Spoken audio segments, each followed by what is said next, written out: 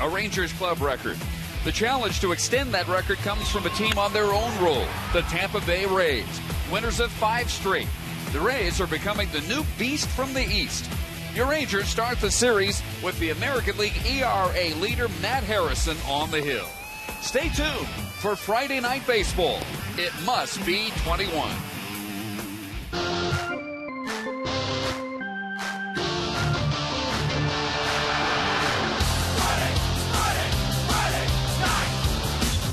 Rangers tie a club record tonight with their 4th consecutive sellout. The next 2 also sold out for the Rangers and the Tampa Bay Rays here at Rangers Ballpark in Arlington. Welcome, Dave Barnett, along with Tom Grieve. It is a treat anytime we get a chance to see Matt Harrison this year, and tonight he tries to match Robbie Ross at 4-0. Well, he's had 3 really good starts. He just beat the Tigers on our last road trip, a very good hitting team. He's off to a terrific start, right where he left off last year. He had a nice season last year. Where is he right now? He leads the league in ERA. Some new names on that list, an old standby in Justin Verlander and a blast from the past in Jake Peavy. But the bottom line is Matt Harrison was terrific last year, and he's every bit as good this year and maybe better. He will be opposed by an equally 3-0 starter. That will be James Shields, who had 11 complete games and tied Derek Holland with 4 shutouts last year. So a challenge for Josh Hamilton, hitting nearly 400, leading the top offense in baseball into the first of this 3-game series. The lineups of the first pitch are next. Friday night.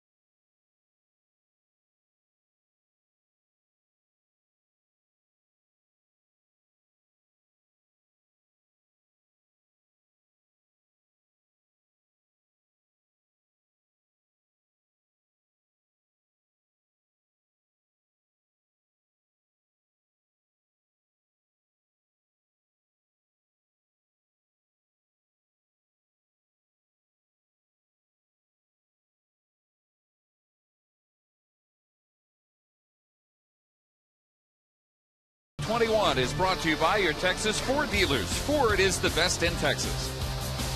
By AT&T, the nation's largest 4G network. AT&T, rethink possible. And by TXU Energy, the right things right now. Call 866-CALL-TXU today. Packed house making its way in.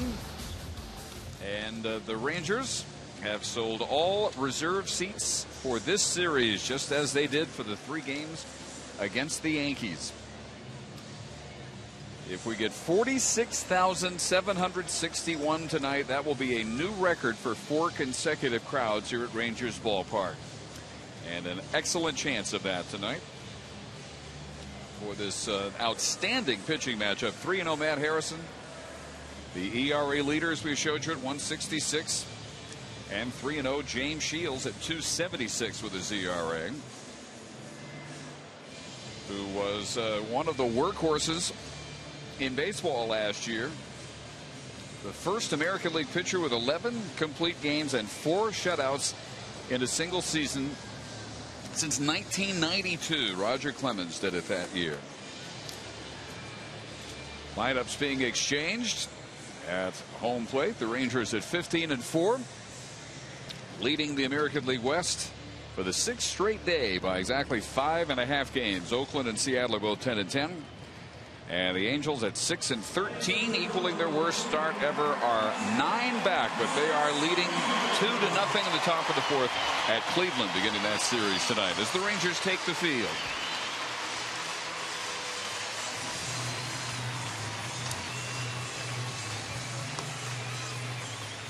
Dave, we were talking in the open about Matt Harrison leading the American League in ERA. The astounding thing to me is he's only 14th in the major leagues. There's 13 pitchers in the National League with an ERA better than 166. That's kind of mind-boggling. That's an offense challenge league over there. That's really amazing. Well, I guess it shows you that DH has a little bit of an effect over here as well. But Matt's off to a great start with the best in the American League ERA. Here is the Tampa Bay lineup. It'll begin with the speedy left fielder Desmond Jennings. Carlos Pena back with the Rays. And back batting second. We'll tell you about that. He's at first. Evan Longoria batting third, playing third. Cleanup hitting in right field, Ben Zobrist. Jeff Keppinger, former Astro, is the DH. B.J. Upton in center. Sean Rodriguez at short. Chris Jimenez is the catcher. And the second baseman batting ninth, switch hitting Elliott Johnson.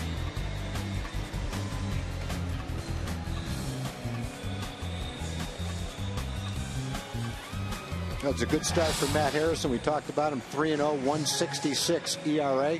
He's a ground ball pitcher. He has the best ratio in the American League, almost 3 ground balls to every fly ball.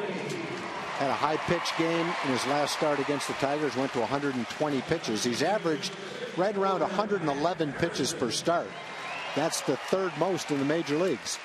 So not only is he off to a good start statistically, he stays out there for a lot of pitches too. I think you'll find that the influence of Nolan Ryan and the pushing the pitchers to go a little bit deeper into games is having that kind of an effect. 7 consecutive decisions won. Joining a long list. Kenny Rogers did it twice. He won 8 straight and 9 straight. And Desmond Jennings is ready and drives the first pitch through the hole for a base hit. And a career high 9-game hitting streak now for Jennings.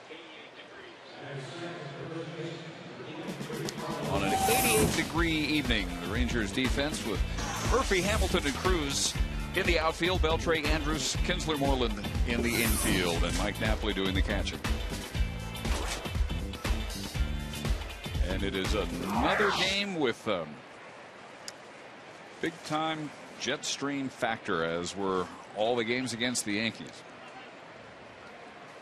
Carlos Pena could take advantage of that if he gets hold of one when whistling in from right.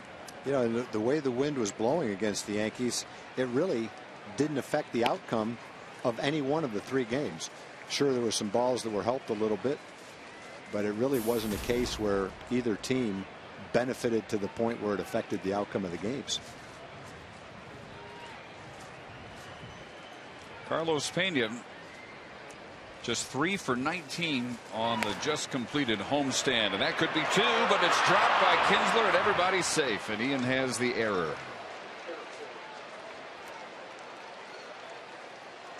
Must have been a case where Ian was just trying to be a little too quick It was going to be a great chance for a double play, although it was a long throw, relatively speaking, for a double play from Ian to Elvis. But as he turned to make the throw, he just didn't pick up the ball. So Matt had in one pitch a chance to erase the base hit by Jennings. He's only thrown 3 pitches, and he's had 2 ground balls already. They'll throw another couple pitches, get another ground ball, give the Rangers a chance to try it again. So here is a real challenge. Evan Longoria hitting .309.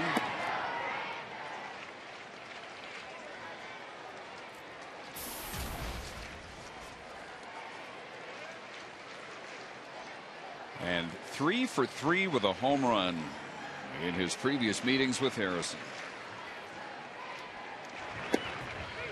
That's in there for a strike.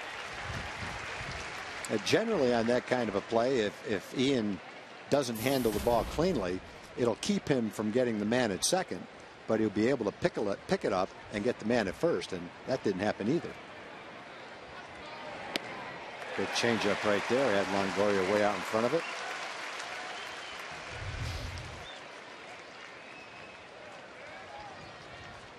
Boy, that's pretty much the definition of a good changeup when you see that swing. Walking Bob Davidson behind the plate. Hunter Wendelstedt at first. Dan Bellino second. Crew chief is Jerry Lane. He's at third. 2 balls and 2 strikes. Carlos Pena hit third the last 8 games, and not well. He went 3 for 26. Longoria was hitting cleanup those 8 games. Started the season at third, and Joe Madden has it back at third. Expecting better work from Pena. And hopefully Longoria. That one just inside for a full count. Harrison in danger of loading the bases for Zobrist.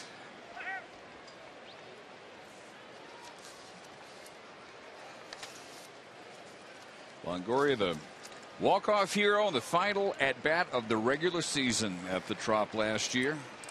Home ring to give the Rays the wild card and the chance to lose to the Rangers again in the division series. This one is hit deep to center field. Hamilton is back, looking up, and it is gone. A 3-run home run by Evan Longoria. And that definitely was a wind-blown home run. It looked like the jet stream definitely affected that ball. Didn't look like Longoria hit it all that good. Maybe did, but it didn't look like it. His 4th of the year. He's up to 17 runs batted in. I think he hit that ball a little bit off the end of the bat. But right off the bat, the error has played a huge part in this game. So here is Zobrist. 404 feet. This one just over the wall.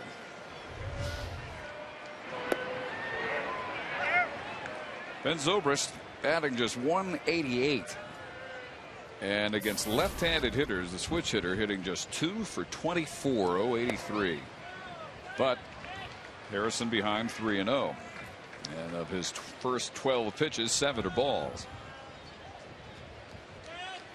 Very cold hitter here. 5 for his last 51, and there's the strike.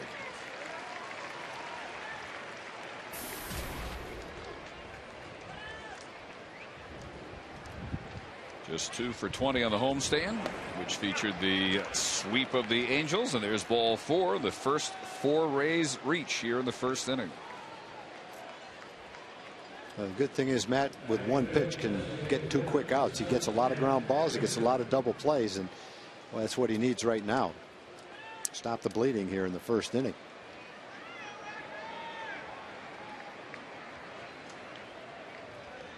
Here is the DH Jeff Keppinger. Last year moved from the Astros to the Giants. And that one is through the hole, a base hit. 3rd hit for the Rays. The first 5 batters have reached, and that's going to bring a visit from Mike Maddox.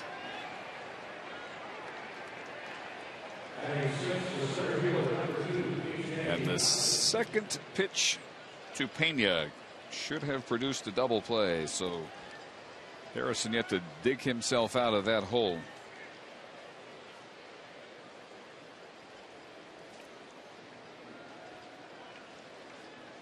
Oh, one thing you can notice is that early in the game, Matt's velocity is down a little bit. He's 90 or 91. Usually is a little bit higher than that velocity on his fastball.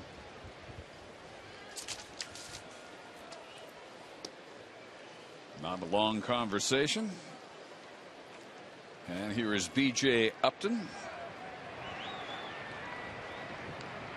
Hitting .235. He has had only 17 at bats, and he has driven in 6 runs, so he's made the most of not many opportunities. He opened the season on the disabled list, first 13 games with lower back soreness.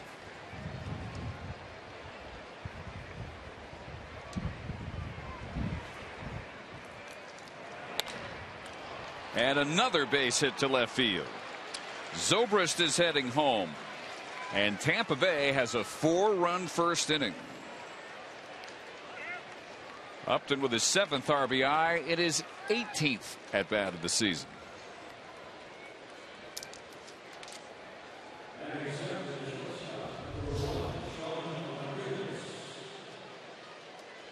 Well, the fastball down low. He hoped to get a ground ball, but didn't get the ground ball. Got a line drive base hit instead. Oh, you've seen Matt have his fastball in the 94 to 96 mile an hour range on certain games. Today it's hasn't reached that point yet. Doesn't mean you can't pitch successfully without the extra miles an hour. Beltre and Moreland in on the corners, and Sean Rodriguez lays down a bunt, and Harrison's going to third, and he gets there in time. Keppinger is out.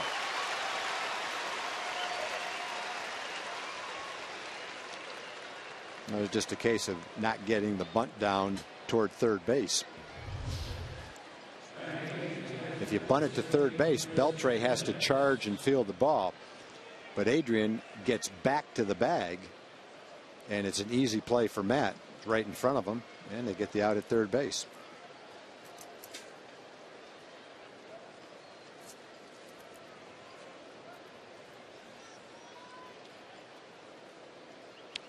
Pretty easy call for Jerry Lang. So there's the first out. Upton at second, Rodriguez at first, and high and tight to Chris Jimenez, the catcher, who is off to a .313 start because he is 5 for 9 against left-handed pitchers so far. With the Mariners last year, signed a minor league contract this spring with Tampa Bay. And skies this one into left field. David Murphy. Here's a play at third and a double play.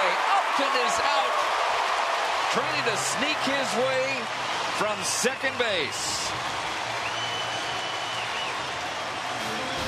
An inning that did not get an early double play and produces 4 runs for the Rays, but it ends on a double play. Rangers coming to bat.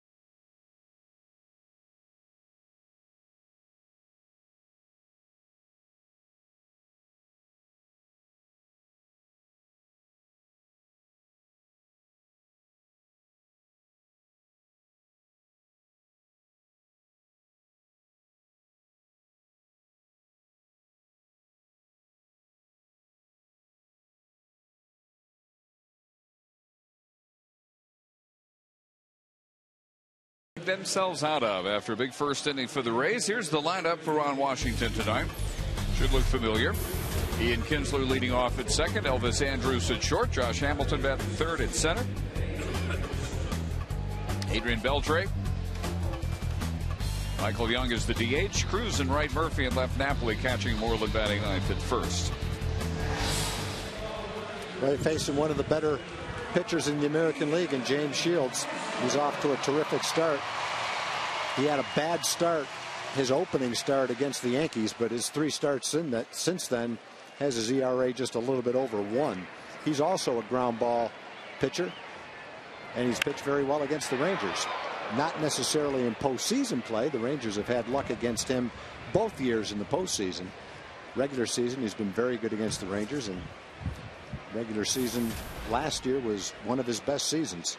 Second in the major leagues with almost 250 innings pitched. He's a strikeout pitcher. He's got a good sinking fastball and a really good changeup, probably his best pitch.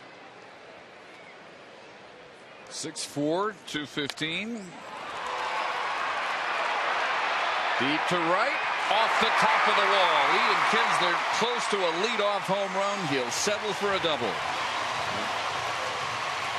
We didn't see it quite as much in the Yankee series, but already today you've seen it twice. The ball that Longoria hit got up in the jet stream, and this ball that Ian hits definitely gets up in the jet stream. On a normal no-win day, that's probably an easy play for Zobrist. But today it almost carried out of the ballpark. It's a good day to get your line drives up in the air to center field and right field. Another extra base hit for the American League leader. And a good start for the Rangers in comeback mode. Here's Elvis Andrus.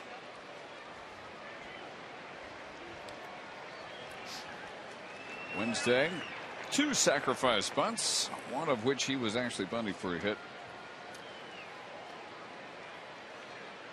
And first pitch way wide. A homer, 8 runs batted in for Andrus, who has hit Shields extremely well. Not many can say that.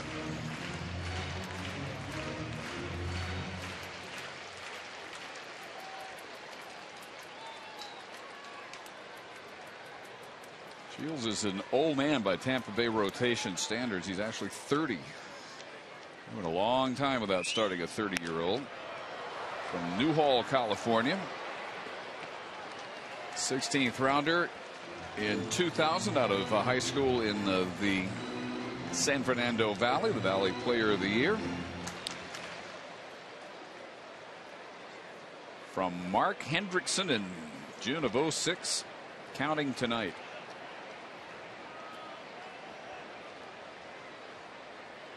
One pitch.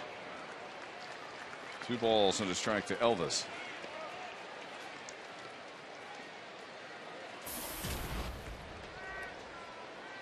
Elvis working this year on hitting to the opposite field. Got bigger in the offseason. Able to add some power. He has a homer.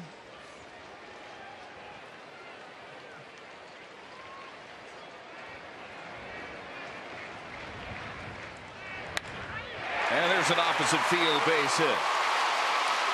Zobrist fires it back in. Kinsler held at third. And a good start to a Ranger comeback. First and third, nobody out for Hamilton. Yeah, baseball's such a tough game to predict.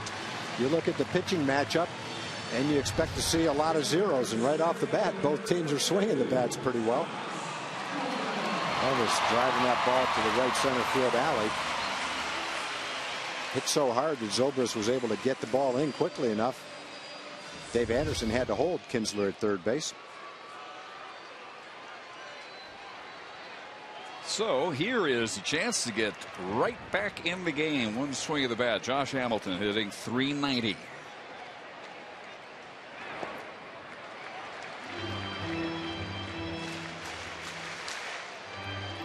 First in the league, 8 homers. Second, 19 runs batted in.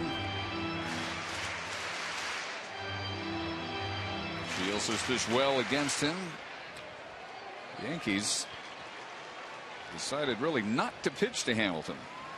2 intentional walks Wednesday.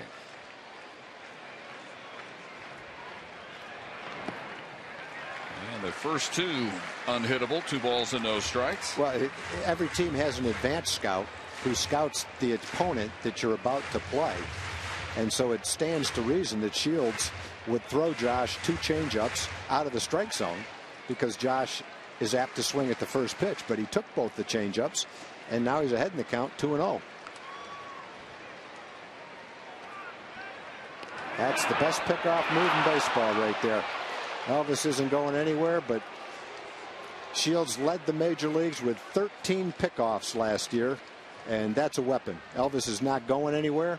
He just got caught by a great pickoff move. No one's got a better move than this. No right-hand pitcher. He's the first right-hand pitcher to lead the majors in pickoffs since Charlie Huff in '88, and right into the shift, right where Sean Rodriguez was playing. But it brings Kinsler home, and the Rangers have a run on their second out.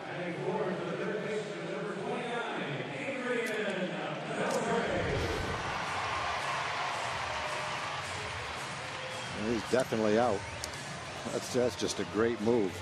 It's not that the Rangers don't know that he has a good move. That's something in an advance report. The Rangers have seen that move before. I think just sometimes it's like when Pudge was behind the plate. You know he can throw to first base behind you quickly, but until you get there and see it, you just can't imagine how quick it is. It's one thing for a lefty to pick you off, but for a right-hander to have that quick a move to first base, the other part of it is a strong, accurate throw didn't hurt either. So here is Beltre, coming off a big game, 3 for 5, a homer, and drove in a season high 3 runs on Wednesday against the Yankees.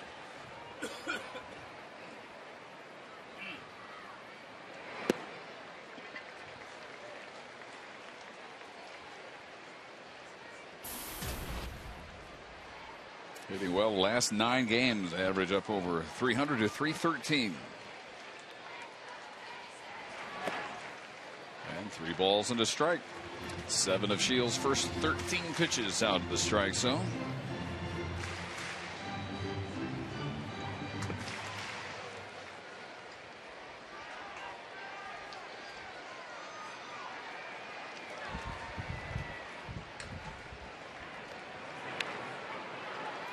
Full count.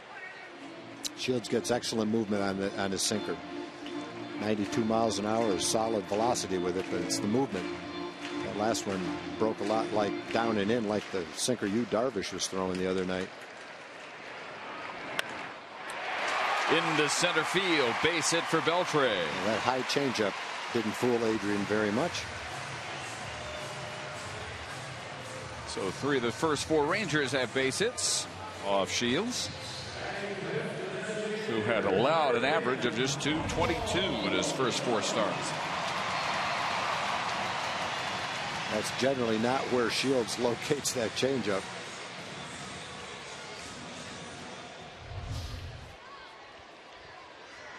And Adrian is aboard for Michael Young. Strike 1 to Michael at .356, 6th in the league. Top 5 in hits. First in game-winning runs batted in. 4 of his 13 have won games.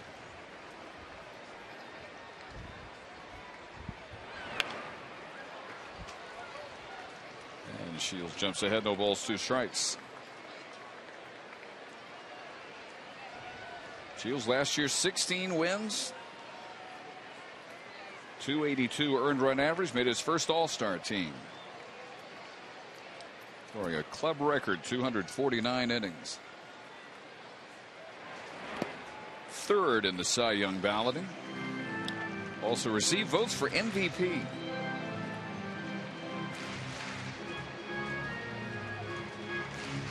Most complete games since Randy Johnson threw 12 in 1999, the most in the American League since '98, when Scott Erickson also had 11.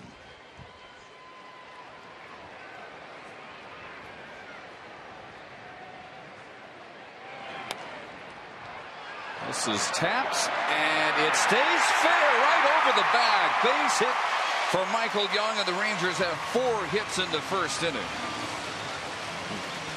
A lot of times you'll see that ball curve foul because of the spin.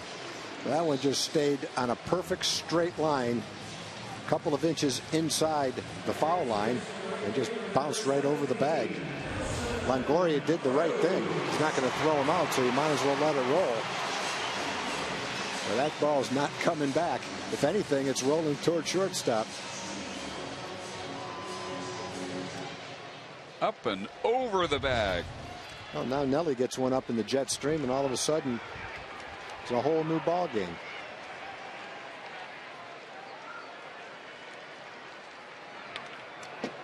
They went after the first pitch. It's been a streaky year for Nelson Cruz. He started every game in right field.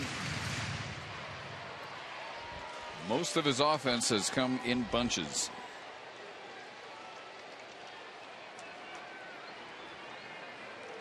Not that that's anything new for Nelly. 247 average. Maybe he can pick off his second runner of the inning. If I were a right-hand pitcher, I would study Shields' move to first base and practice it every day. Such a weapon. Pick off 13 guys in a season. Look at how that might have turned around the first inning. We picked Elvis off first base.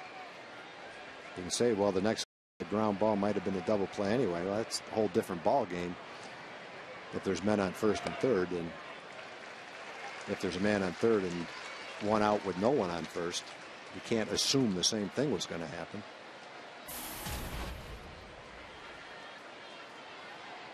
And Nelly in one of his cold spells beginning this series.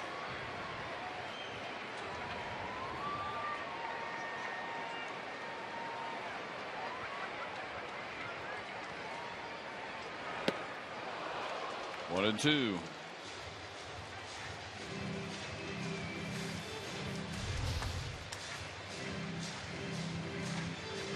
Good breaking ball. Good location with it.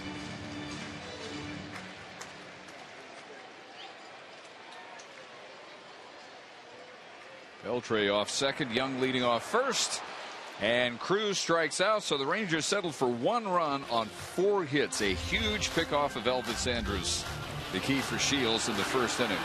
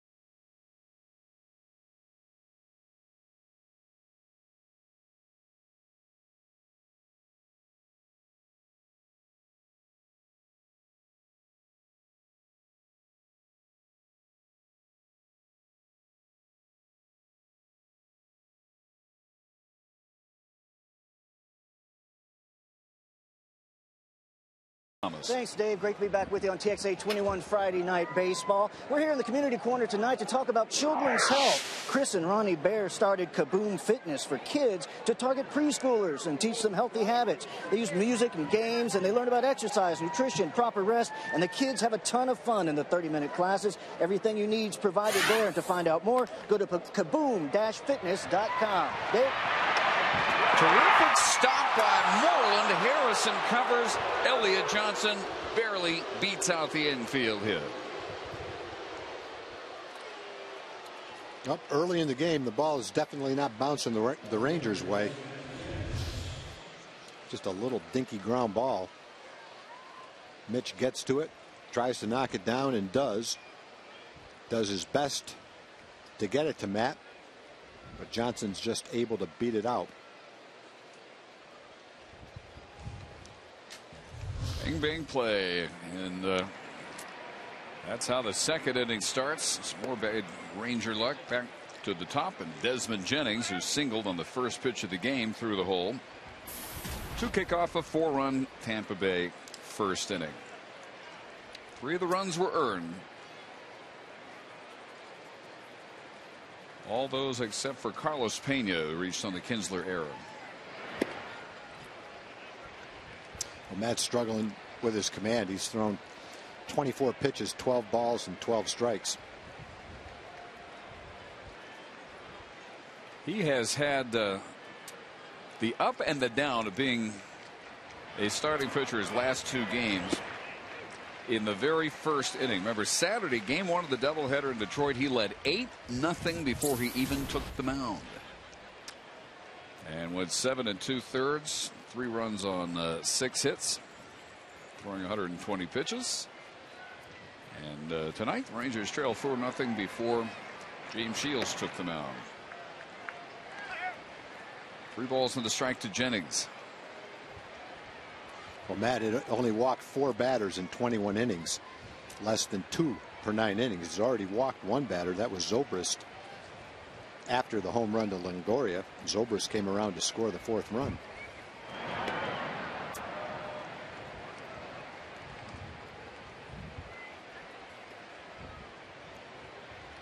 Rays come in hot. 5-game winning streak, 7 of their last 8. This is their second best start ever at 12-7, tied for the East lead with Baltimore.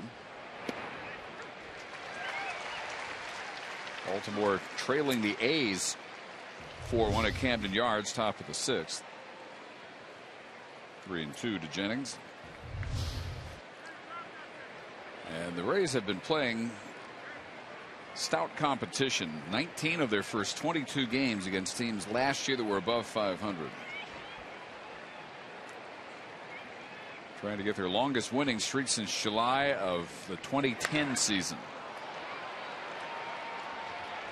This is into left field, and the wind already has proved a challenge for Murphy, who started an inning-ending double play in the first. Yeah, the wind really doesn't affect the ball to left field that much. Where it affects the ball is to center field and right field. That ball, if anything, it might have held it up a little bit. It's not going to carry like it does to center field and right field.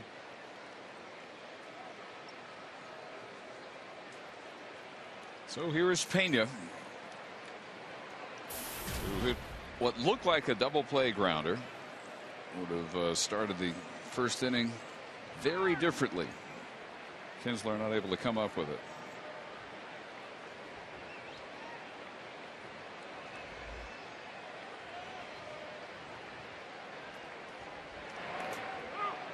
And a foul tip. Carlos Pena, welcome back to the Trop, when on opening day hit a grand slam off CC Sabathia of the Yankees, and then won the game with what was scored as a single. It was a drive off the wall in left center field off Mariano Rivera.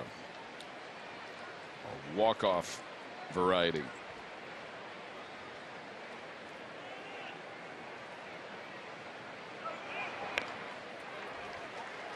Good chunk of his 13 runs batted in on opening day. Got his 1,000th career hit on Tuesday against the Angels. Homer off Irvin Santana. In the last 3 years, the highest batting average that Pena's had is .227. But the fewest times he's walked in the last 3 years is 87. So he makes up for the low average with a lot of walks, and also provides you some pretty nice power. Average over 30 home runs the last 3 years.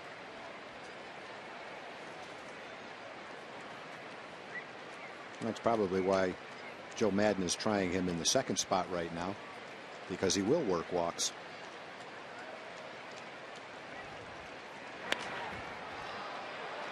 This one into medium center field. Hamilton is there. It jammed him enough to where there's nothing the jet stream could do with that little pop-up. Good pitch right there by Matt. Got it in on Pena's fists.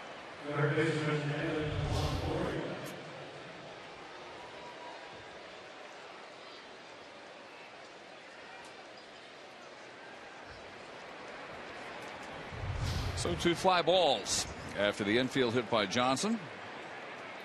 And here's Longoria, who worked the count full and snuck one over the center field wall, exactly 404 feet for a 3-run home run. And gradually the command is coming to Matt. He was at 12 balls, 12 strikes. Since that time he's thrown 7 strikes and only 1 ball. And a good sign when he can hit the inside corner with his fastball. Pop up here, maybe playable. No, Moreland can't quite get to it. And it's 0-2.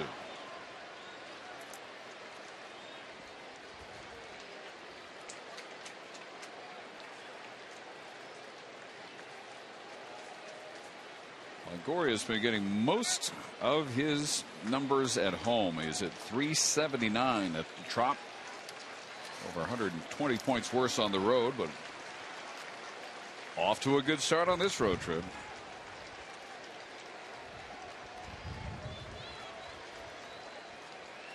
It's a short one, just 3 games. Back home to host Seattle and Oakland after Sunday night here. And the Rangers take off for Toronto after Sunday night. 2-2 to Longoria. Ben Zobrist would be next.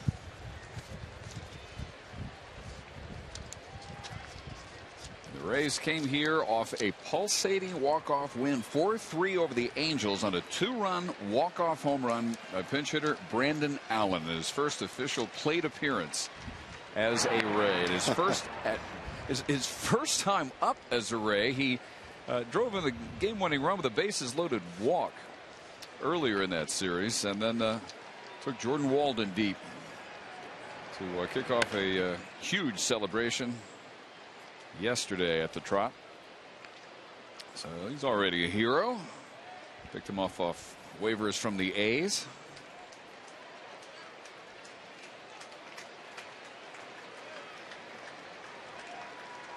Helped his club, helped the Rangers with that blast yesterday. 2-2 pitch swung on and missed. First strikeout for Matt Harrison. Much better second inning. Only the infield hit by Elliott Johnson.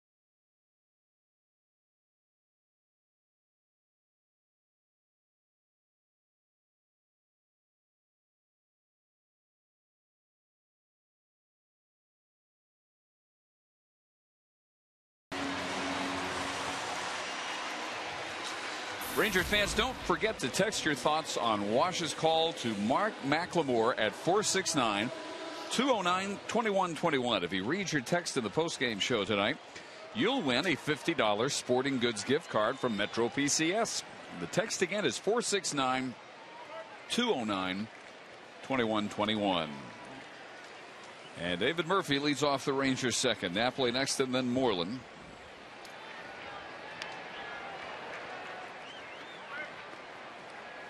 David at 304.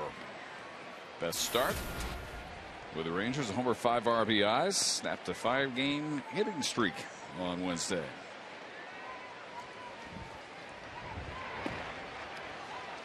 Bottom just drops right out of that pitch.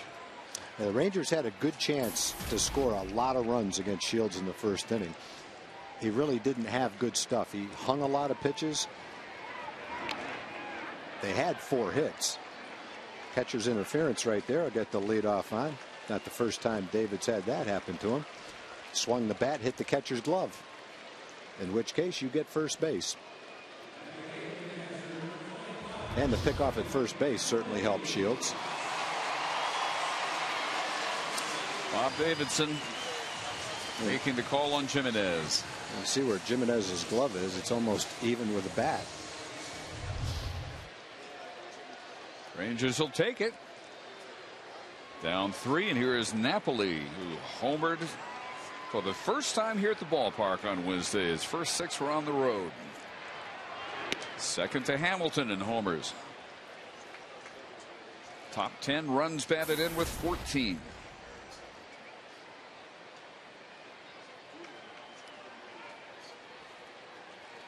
And the Rangers' best hitter last year against Tampa Bay pitching, 407. With 3 homers.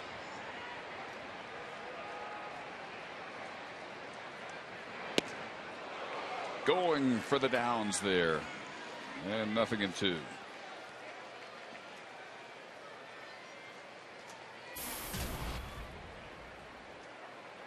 Got some problems with our scoreboard. We apologize. We are working on it. And we'll get it back up there as soon as we can. It is 4-1 Tampa Bay. We're in the bottom of the second. Nobody out. David Murphy at first. And the 0-2 pitch to Napoli. Down on strikes. Second strikeout for Shields.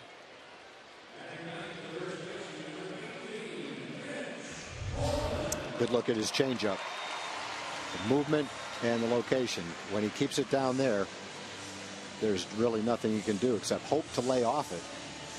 But it has such good deception and such good movement, it looks like a strike. And by the time you realize it's not, you've already committed your swing. So 1 out. Here's Mitch Moreland. He's had a lot of success because of that changeup.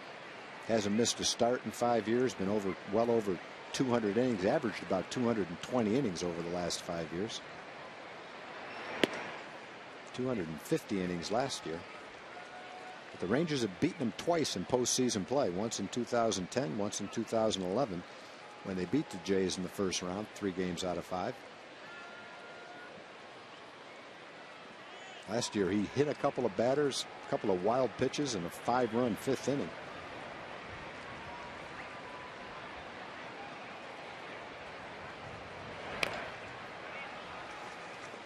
So a little flinch from Murphy at first as Shields went into his motion. Well, after he picked off Elvis. Yeah, understandable. You got to stay really close there.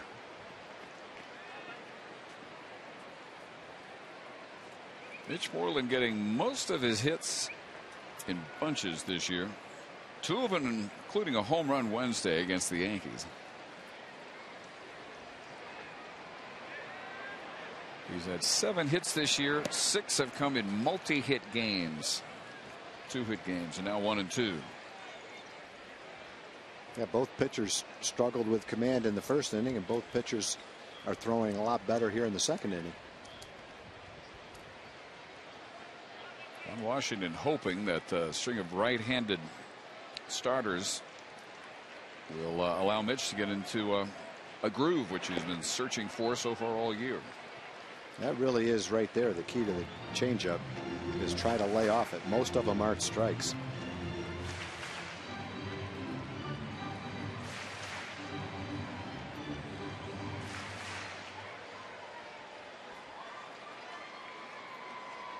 Shields gaining command as Matt Harrison did. 35 pitches, now 23 have been for strikes. And his 2-2 pitch. Strikeout number 3. His last 3 outs are all strikeouts. Cruz to end the first. Napoli and Moreland to begin the second. Shields was 5th in the major leagues in strikeouts last year with 225.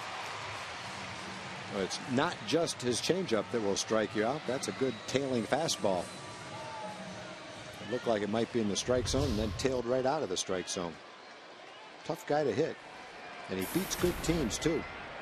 Last year he had 6 starts against Texas, Boston, and New York, the 3 best offensive teams in the league, and had a 2.23 ERA against those 3 teams. So back up to the top of the order, Andy, and Kinsler, who doubled about a foot from the top of the wall in right field and dribbles this one out in front of the plate. Jimenez makes the play, and that ends the Rangers' second. Murphy left at first on the catcher's interference charged against Jimenez. No damage. Still 4-1 Rays.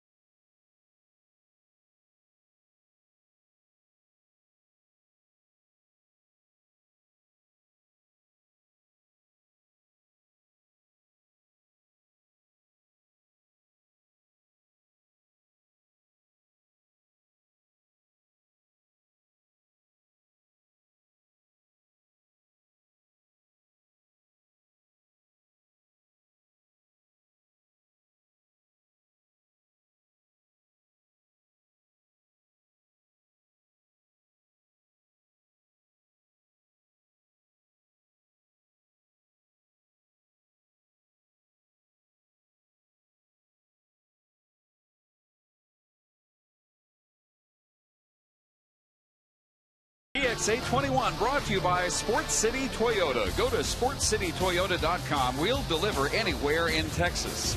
And by Whataburger, proud to serve it hot and fresh 24 hours a day. Third inning at sold out Rangers ballpark in Arlington. Dave Barnett and Tom Grieve. And Ben Zobrist, Jeff Keppinger, and B.J. Upton for the Tampa Bay Rays. Riding on a 4-run first inning, powered by a 3-run Evan Longoria home run. And Matt's much better at locating his fastball, especially the way he's been able to throw it in to the right-hand hitters. A little bit of a slow start with command, but it's coming around for him. At least it did in the second inning. A walk to Zobrist ended up costing him a run, and to a switch hitter batting just 0.83 from this side of the plate. Behind him here, 2-1.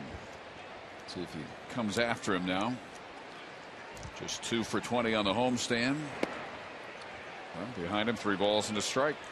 Zobrist has a good eye at the plate. Last 3 years with Tampa Bay, he's averaged 87 walks. Well, he's been a good player. He's very versatile. He can play a number of different positions. There's a good fastball. And he works a lot of walks. Last year he had 46 doubles and 20 home runs for Tampa Bay. One of their best offensive players. Here's the 3-2. And that's lined to center field, and Hamilton hauls it in. Got a few people to thank today, Dave. We'll start with Shirley Coast, our cookie lady. Thank you, Shirley, for the tremendous batch of surprise cookies, the chocolate cookies with cherries in them. Very popular up here in the booth. Also want to thank the first graders at Pilot Point Elementary School. They enjoyed a field trip out to the park last month and had a great time out here. And one of the grandmothers from Pilot Point Elementary School is Chef Connie. And she sent up a couple of, let's see, what did she send up? I'm going to have to find out what that was. An assortment of pastries that were delicious. Thank you, Chef Connie. Cupcakes, cookies, cake balls. Thank you very much. When you get as much stuff as we do, it's kind of hard to keep track of exactly who sent what, but we do our best. Base hit by Jeff Keppinger. Second hit by Keppinger. Bonnie Peel, who sits right down in front of us, they have season tickets, sent us up a couple of bunt cakes. I don't know what we're going to do with all this. Maybe put it in the freezer and save some for Sunday night. Let the network guys have some. Let them see what we enjoy up here on a daily basis. And we have a birthday wish. Jace Jones is 8 years old today. Off the glove of Elvis Andrus. That was almost a highlight play right there. Elvis knew he was going to have a hard time catching and throwing that ball, and he tried to slap it to Ian. And if he had another inch or two, he might have been able to do it. Just a little dinky ground ball off the end of the bat. And watch Elvis. He's trying to slap it backwards to Ian and just couldn't quite pull it off. We've seen him do it. Saw him do it at the World Series. Very close then. Who was the birthday wish to? Jace Jones. He's got a great birthday. Let me guess. Do you know someone else whose birthday is today? I do know someone else. Would that be you by any chance? That would be me, and I'd like to thank Kevin Harris at Mesquite for a nice birthday card. Well, happy birthday to you, Dave. Thank you and Jace. Partner. I wonder how many other people have a birthday in the crowd today. I'm going to guess 1/365th of our audience. Yeah, that's what I would guess too. I got the usual gift from the crew. Nothing. They got you nothing. That's what and I you deserve. Like it. That's what I deserve. Nothing and like it. This line drive right at David Murphy. The baseball's just not fair.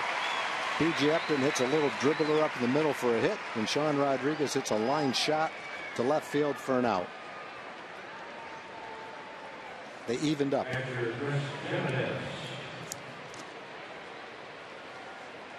Here we have an Italian cream bunt cake, a red velvet bunt cake,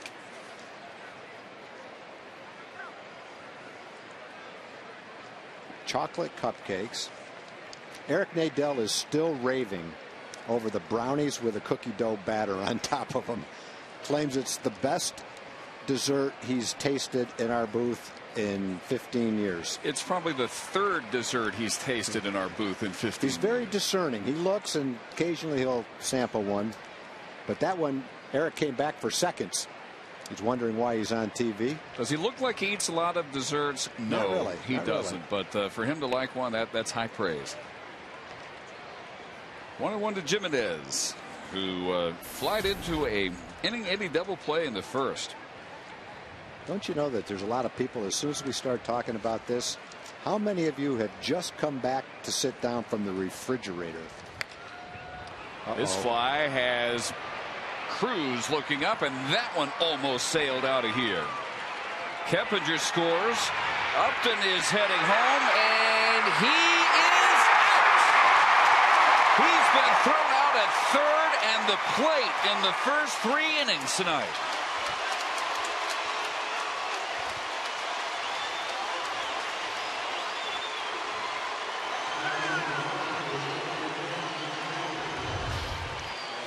Yeah, the relay throw actually doesn't go to the right cutoff man. It goes to second base. And I think Bob Davidson is going to rule that his leg goes over the base. Let's see. He's out. He is out. Terrific call by Bob Davidson. Very close play, but an entirely different look at it when you see the replay. Well, that's almost a 3-run homer. Another foot in it is, and instead it's out number 3 at the plate, but it's 5-1 Tampa Bay.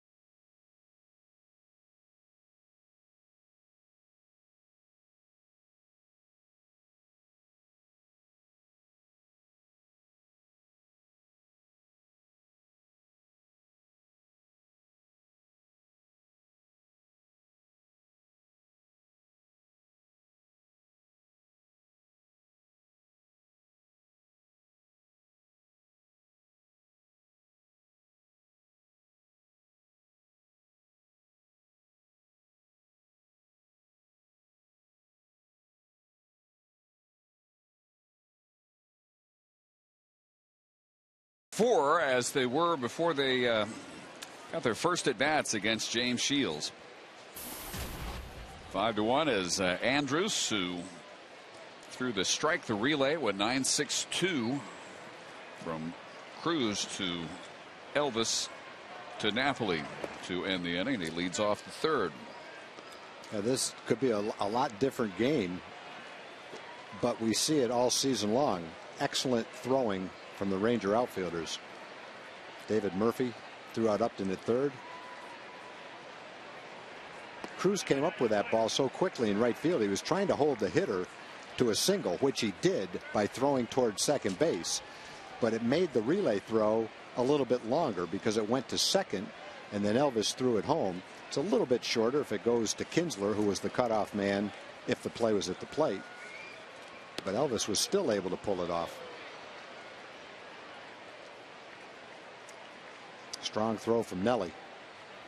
Can't make the play at the plate like that if the outfielder doesn't get it quickly and deliver a strike. Great play by Napoli to block the plate. Those are the things that win you ball games and win you championships. 2-2 pitch, another opposite field base hit for Elvis Andrus.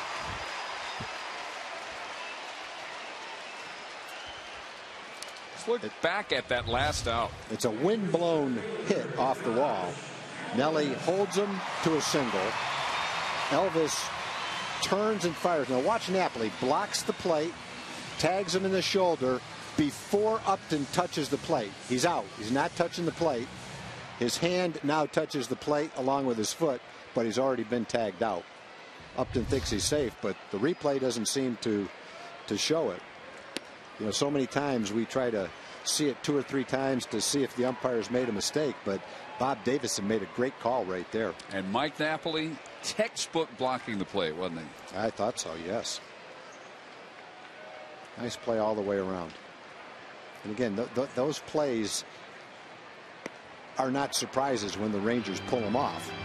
The Rangers are so good at the fundamentals, and that's one of the fundamentals you practice in spring training, cutoffs and relays. And throughout the course of 162 games, you might win 3 or 4 games because of your ability to do that. And who knows, if the Rangers come back and win this game, the throws from the outfield will have been a huge part of it. You don't know what would have happened in the first inning if David doesn't throw Upton out at third, and you don't know what would have happened that inning if Upton's safe. That's another run at least, and the inning is still going on.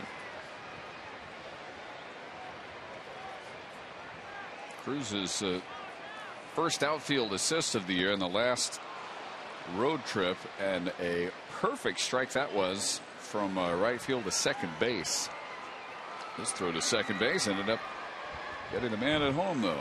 And Nelly has one of those outfield arms. It's very strong, it's very accurate, and he gets the kind of rotation on the ball that if it does bounce, it takes a really true hop, and it's easy to field by the infielder. Some guys throw a hard sinking ball that is very tough to catch, especially when it bounces.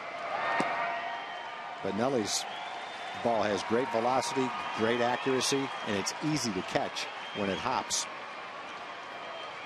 How do you get that good action? You hope you can grab it on the seams and throw it like a 4-seam fastball. If you grab it with 2 seams, a lot of times you get sinking action on it.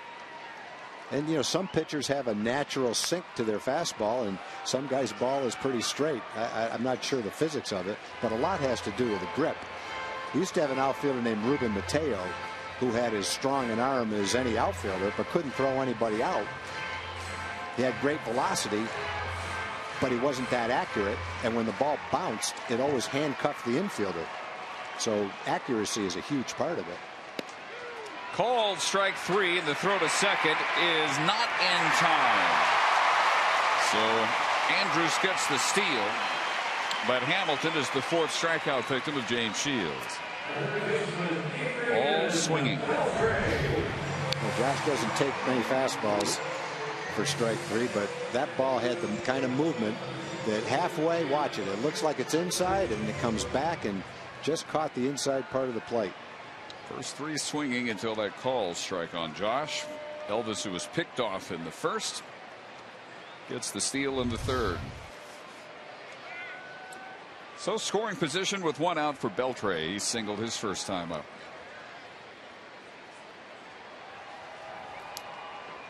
Teams expending a lot of energy keeping the Rangers running game down, and yet still 14 stolen bases among the league leaders. That was good pitching to Josh right there by Shields, who made him very aware of the changeups and then snuck the fastball on the inside corner. Josh had to be wondering at that point if he's ever going to see a fastball from Shields.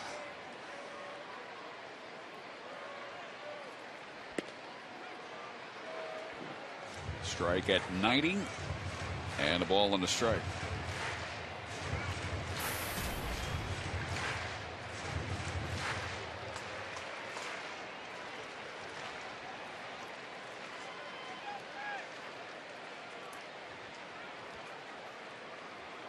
This is one of the latest starts in the American League tonight. Looked like there was going to be a great pitching matchup at Yankee Stadium. Justin Verlander against Ivan Nova. That one is 6-4 Tigers. They just put 3 up in the 6th inning. They have Chase Nova. Boone Logan is on for New York. A-Rod and Russell Martin have homered off of Verlander. Cleveland just got a run. At the bottom of the 7th, they trail the Angels 2-1. Takahashi is on. Weaver out of the game for the Angels. And now Kevin Jepsen has replaced Isanori Takahashi. Oakland winning at Baltimore, bottom of the 7th, 4-2. And Seattle has just tied Toronto 3-3, batting top of the 7th. Called strike. Beltre is strikeout victim number 5. Second straight caught looking by Shields. Well, the Rangers had some chances in the first, but Shields is getting tougher now. That looked like a cutter that caught the inside corner. That's a great pitch. Tough pitch to hit. Generally, a right-hand pitcher will throw that pitch on the outside corner. He was able to paint the inside corner with it. Michael Young also singled in the first. Sends the first pitch out to Upton. Had him play just right in center. And the Rangers are done in the 3rd. A leadoff single and a steal by Elvis, but he's left at second base. And the score is left at 5-1 Rays.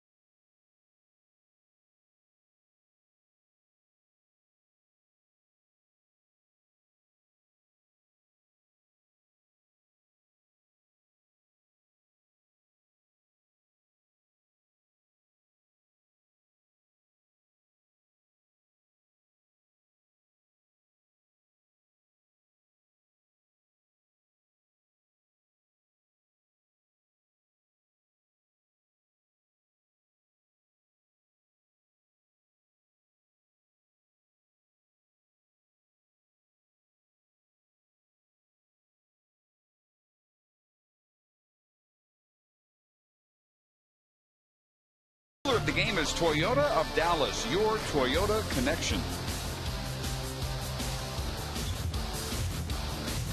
And we move to the 4th. Elliott Johnson in the top of the order. Desmond Jennings and Carlos Pena against Matt Harrison at 53 pitches through 3 innings. 5 runs, one of which was unearned. And that one goes right under the glove of Beltre. And Johnson reached on an infield hit in the second, has a leadoff double. Second straight double allowed by Harrison. Jimenez's double ending in the out at the plate to end the 3rd inning. Johnson was 1 for 11 coming into the game. It'll look easy in slow motion. Just goes off the back finger of Adrian's glove.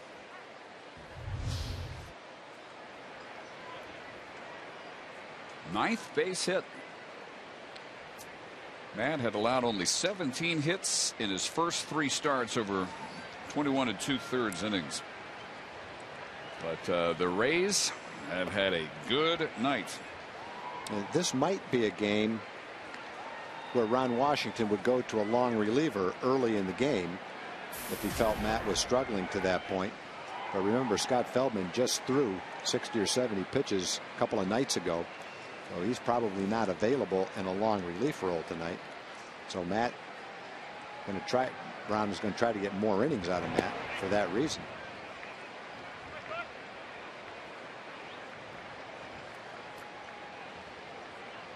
And Matt with the off day, working on the extra days rest, 5 days rest. Since working in Detroit on Saturday. That's in there. 2 balls to strike to Jennings. He set the tone, singling through the hole in the first pitch of the game. Scored the first run. Last time up, flied out to Murphy.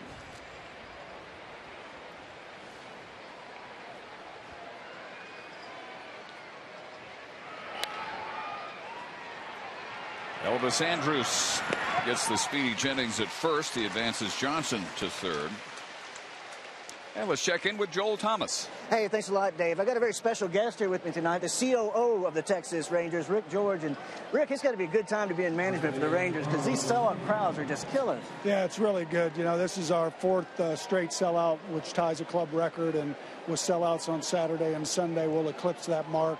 We're 3rd in Major League Baseball in attendance at averaging 41.7. So it's been a great start to the year, both on the field and off. It's a long way from the time when we sold out opening day, and that was about it, isn't it? Yeah, it is, you know, and it's a collective effort. You know, the players are playing great on the field, and the front office is doing a great job of selling. And, you know, we've got a great series coming up with the Angels, the A's, and the Royals. And, you know, we still have tickets left for those, but I can imagine the Angels tickets will be a hot ticket to get. Yeah, and that's a good point. One last point to bring up. I tried getting tickets for Sunday's game Tuesday. Standing room only, so you got to plan ahead. Yeah, you do have to plan ahead, and you can go to TexasRangers.com or dial 972 Rangers and get your tickets. But those tickets for the Angels game will go quick, and with the Royals and A's right behind them, it's going to be another great homestand. Rick, thank you so much for doing it. Thank you for the good work, and like you said, hottest ticket in town. Get on them early and get on them quick. Dave. Broken bat looper. Infield is in. Moreland making sure that Johnson was going to say it. Now that's a strange little play right there. We saw the bat go back to Scott Feldman the other day and affect his ability to field the ground ball, and almost happened again right there. This ball probably reached Mitch about the same time that the bat did. It's a little blooper. He can't charge the ball, but he catches it. Pena doesn't get out of the box because he was jammed so badly. Mitch is checking the runner at 3rd to make sure Johnson doesn't take off. Ian snuck behind him to cover first, and they get the 3-4 put out at first base, and Johnson had to stay at 3rd. Don't see many of those. No, that was a strange little play. So 2 outs, and here is Longoria. 3-run homer in the first. Key swing of the game. He struck out to end the second. Harrison trying to pitch around the leadoff double by Johnson here. 5 runs on 9 hits. 1 error, 3 left for Tampa Bay. One of the runs unearned. A run on 5 hits, an error, and 4 left for the Rangers. That was Matt's best velocity of the day. Popped that one in there at 94.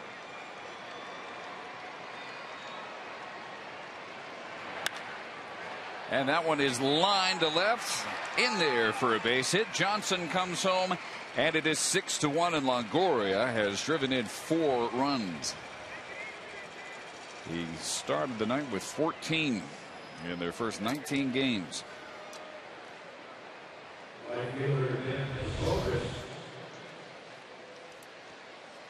think that was a cutter, but it never got inside. It hovered right near the middle of the plate. I think Matt was trying to get that one in and jam him. Wasn't quite able to get it in there, though. First pitch to Zobrist. Hit deep and over Hamilton, off the wall. Here comes Evan Longoria home. An RBI double by Ben Zobrist. And the Rays mount the lead to 7-1.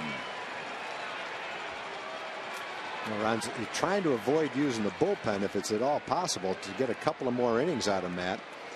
You know, then you could get an inning from Mark Lowe, an inning from Uehara, maybe an inning from Robbie Ross, and get through the 9 innings. But if you have to go to him now, that's 5 innings, and you might end up using guys either more than you want to, or some guys that you wouldn't want to use in this kind of a game. How close did Josh come? Inches. Just over his glove.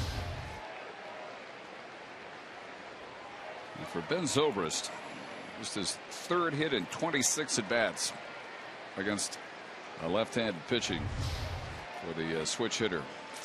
That close. That's another ball that just shot out. Been a number of those balls today. Kinsler and Jimenez each had one that hit the right field wall.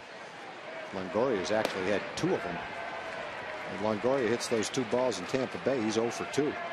The home run doesn't even get to the warning track there. Probably barely gets to the warning track here on some nights. And the double jumped out there too. Jeff Kepinger's 2 for 2. Started the day at 204. That curves him. First 2 pitches.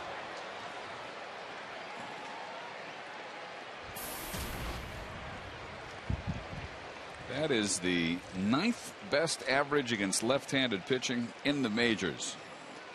Last 6 years, including 2012.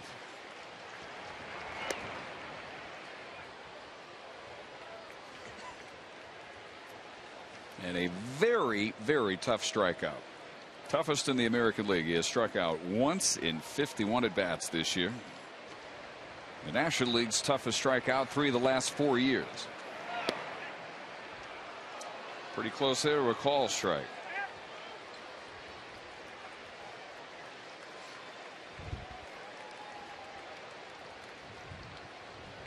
Has to be happy to be with Tampa Bay.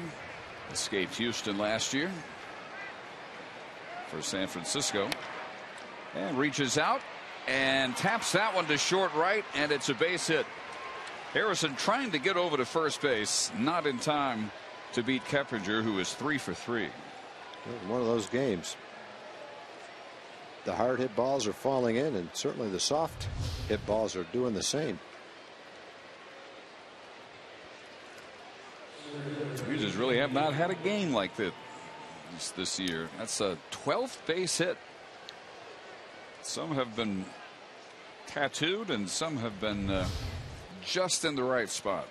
Yeah, the only game close to it was the first game of the Yankees series, and the Rangers bounced right back and beat them 2 straight after that.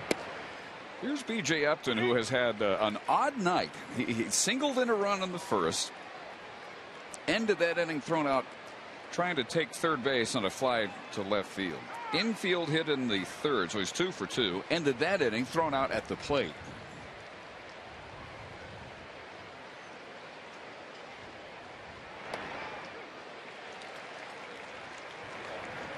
And Mark Lowe, first up of the Ranger bullpen.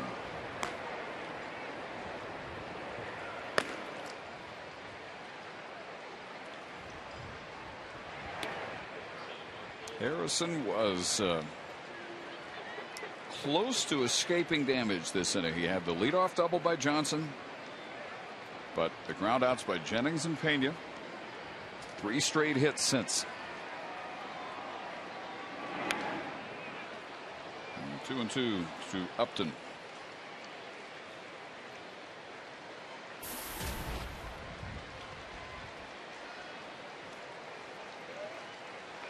Tampa Bay has never had a game like this against Harrison. 4 games to start the regular season against them. His ERA was 1 29. 2 earned runs in 14 innings. 8 shutout innings. August of 2008 in a 3-0 win here. And he strikes out Upton, who makes the last out again. But the Rays add 2 more runs on 4 more hits. They leave 2 and lead by 6.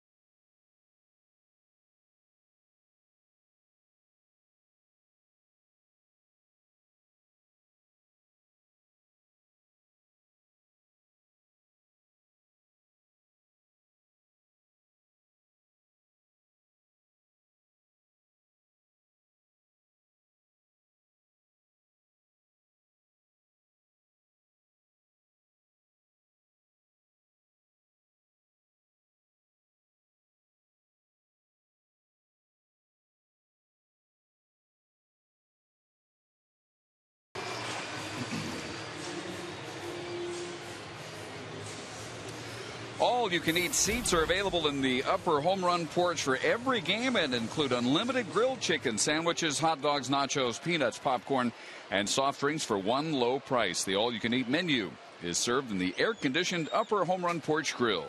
Get your tickets today at TexasRangers.com or by calling 972-RANGERS. Bottom of the 4th, it's Cruz, Murphy, and Napoli. And a really difficult assignment here. James Shields 3-0 and a 7-1 lead.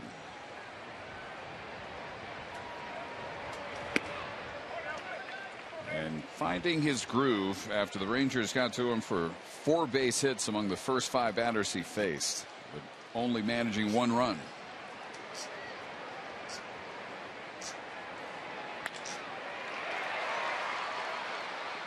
Johnson.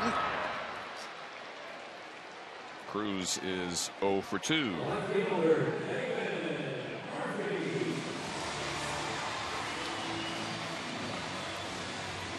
We'll bring up David Murphy, who reached on catcher's interference, leading off the 2nd.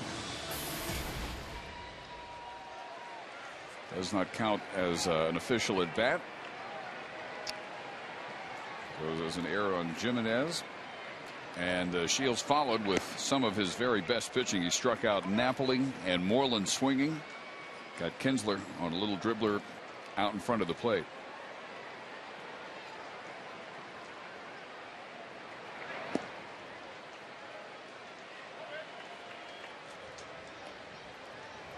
Shields is used to going deep. He has gone 8 or more innings, 18 of his last 34 starts. It's unusual when he doesn't.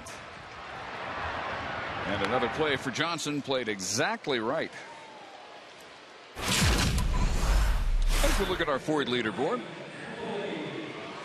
since last year, including this year, 18 times he's gone at least 8 innings, 1 more than Justin Verlander. Class competition there with Halladay and Lee. Yeah, another interesting fact about going deep is last year he had more complete games winners Verlander and Kershaw put together. He had more than 26 teams did. He had more than the Yankees and Red Sox staffs put together. Makes him a throwback, I think, Tom. Well, he's one of those guys that can pitch every day, every 5 days for 5 straight years, never get hurt, and stay strong for a whole season. 250 innings last year. Yeah, in that regard, he is a throwback. It's a nice luxury for a manager to have. Once every 5th day, you know the guy is going to go probably 8 innings, but at least 7 innings, and he's not going to miss a start. Base hit to center for Napoli. That is the definition of a #1 starter. Quality, gives you innings, and doesn't get hurt. Nice weapon to throw out there every 5th day for Joe Madden. So Napoli is 1 for 2. Rangers have a hit every inning except the second. Back aboard with 2 outs, and here is Moreland, who also struck out his first time.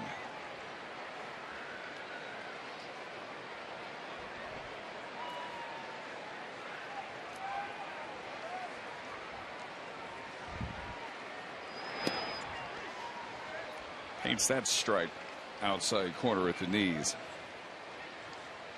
Well, the Angels broke open to a 2-0 lead in Cleveland. The Indians have tied it 2 in the 7th, now batting in the 8th against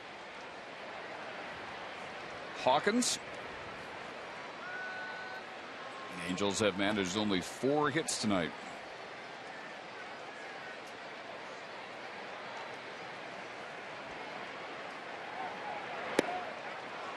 And Mitch couldn't hold up. It's 0-2.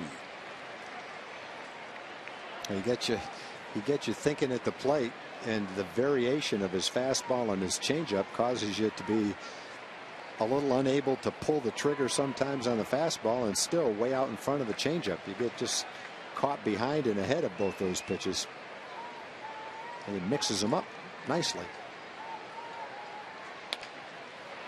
Tapped on the right side, and Elliott Johnson takes care of all 3 outs with perfect positioning here in the 4th inning. Only the Napoli single onto the 5th at 7-1.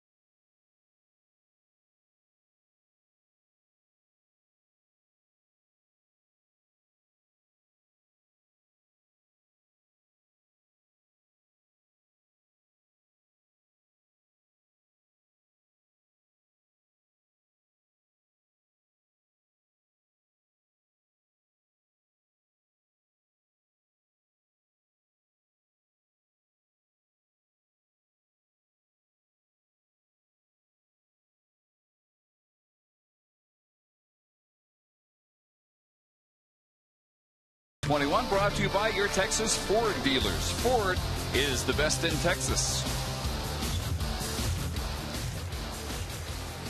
4th straight sellout at Rangers Ballpark.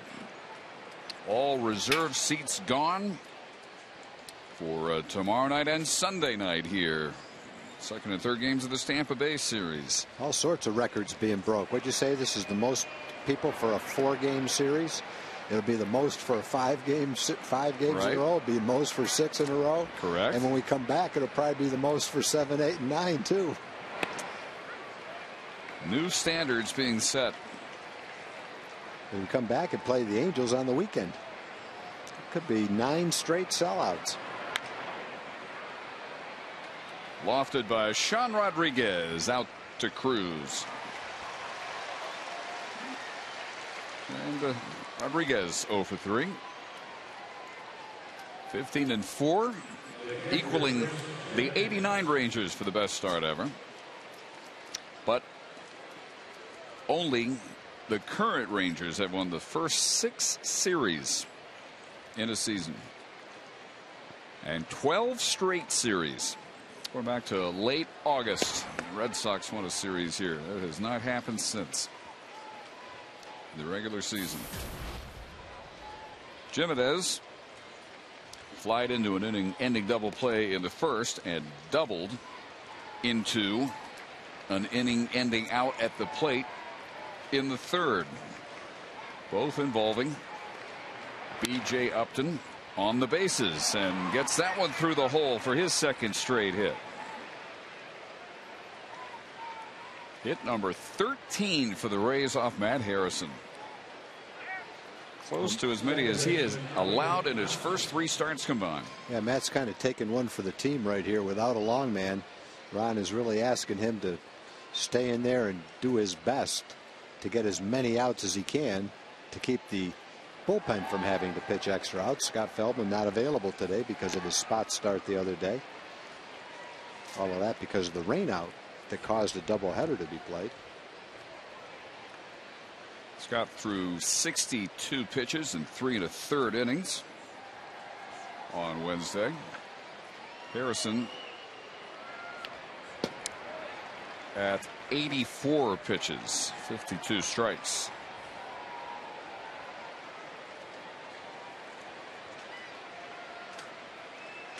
This equals the highest hit total for a Tampa Bay game this year. They had 13 April 15th at Boston. The Tampa Bay came into the game with the 4th most runs scored in the American League, behind the Red Sox, the Yankees, and the Rangers. Yeah, that kind of offense with their pitching. Their pitching got off to a bad start, but the last 10 games it's been great. If they keep getting the hitting with their pitching, they're going to the postseason again. Came in tied for the East lead with Baltimore. They're getting some help from the A's, who are leading at Camden Yards 5-2, bottom of the 8th. The other thing, they seem to have a lot of turnover every year in their bullpen, and they seem to patch it together and do a good job. This year they're getting pretty good work out of Fernando Rodney as a closer. Last year it was Kyle Farnsworth. No idea who it was the year before, but someone different. Elliott Johnson. And Dave, don't you know, when those players look up at the stands tonight and see 46,000 people, it's just got to tear them apart, knowing that they just came from winning their 5th straight game in front of about 13,000 people. I'm not really sure what they can do differently. Nothing. To drive people to Tropicana Field. They went to a World Series. That didn't do it. No, they've been to the playoffs the last 2 years. They've got a young, exciting team with great pitching, some exciting players, and when you draw 13,000 in the middle of a homestand and a winning streak, that's just sad. This pop-up drifting into foul territory to Moreland for the second out. And Johnson retired for the first time.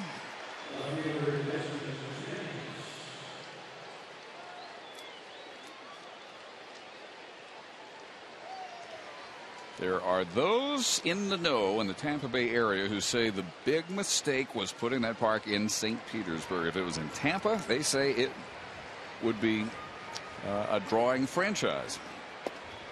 Yeah, I but guess too late now. I guess there's no way of knowing. There's been a lot of talk about a new stadium, but that stadium was built before they ever got there in anticipation and hope that a major league team would arrive there. The White Sox were a target. Rangers were too for a while when Frank Morsani was trying to buy the team from Eddie Childs. Thought he had a deal. Then Eddie found out he was going to move the team to Tampa and said, sorry, team's not for sale to you.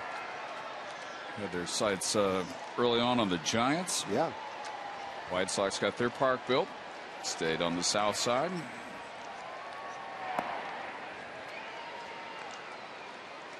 Things have worked out okay for the Rangers staying here in Arlington.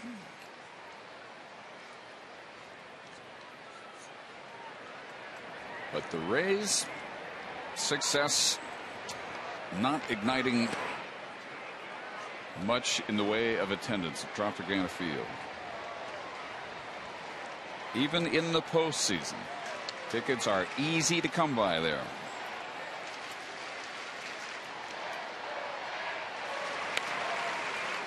Three and two to Jennings, batting for the fourth time.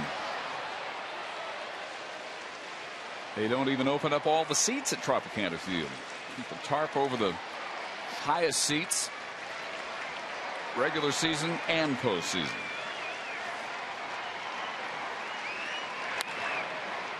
That is a base hit up the middle. No matter where the Rangers have been positioned, the Rays have found holes, and no matter where the Rangers have hit them, they have been right at the Ray defenders. Yeah, it's just one of those games. Rangers had a game like this against the Tigers, where every ball they hit, it seemed, some were hit hard, some weren't, but they were all just past the reach of a fielder. That's one of those games that Tampa Bay's having tonight. You have games like this. You just hope that it turns around, you get some quick outs and get out of it. Just one of those games. Follow the Rangers with the MLB.com at Bat 12 app for your iPhone, iPad, Android, and Windows Mobile. Get live audio, pitch tracking, video highlights, and more. Text at BAT to 31826 or visit TexasRangers.com for details. 2 on, 2 out. Harrison about to throw his 97th pitch to Carlos Pena.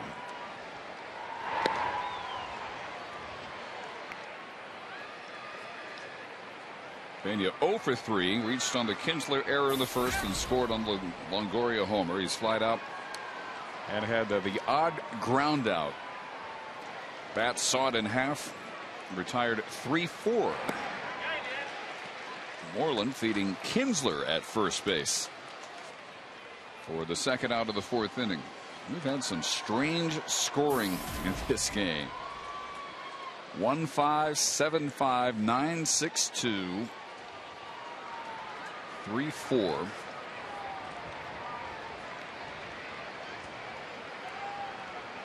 All involving the Rays.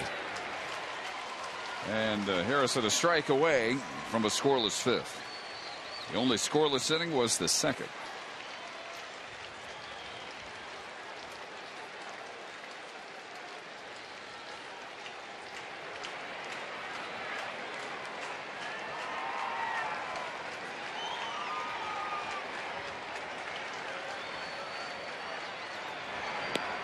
Called strike 3 on the curve. Third strikeout for Harrison at 100 pitches through 5 and down 7-1.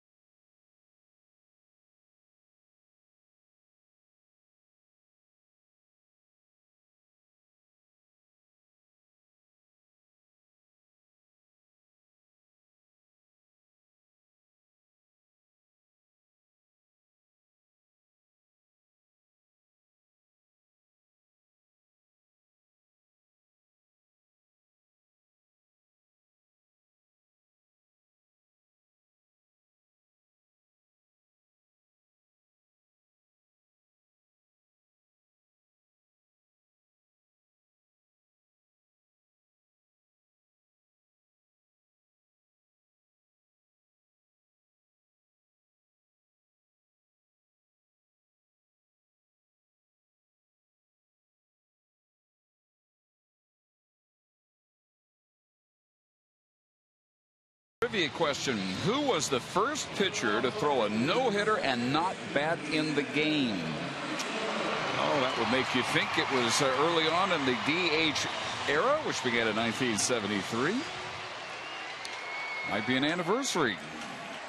Might involve a man near and dear to us. Here's enough hints for one night.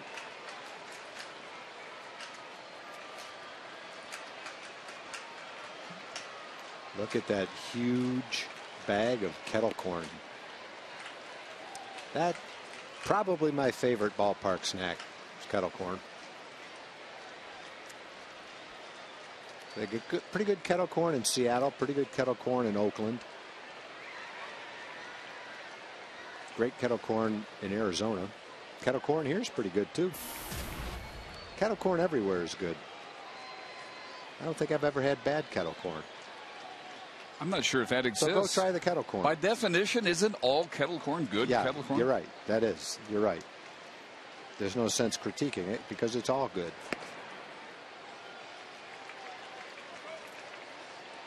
Kind of like chocolate chip cookies. Can't go wrong there either. Never had a bad one. Yep.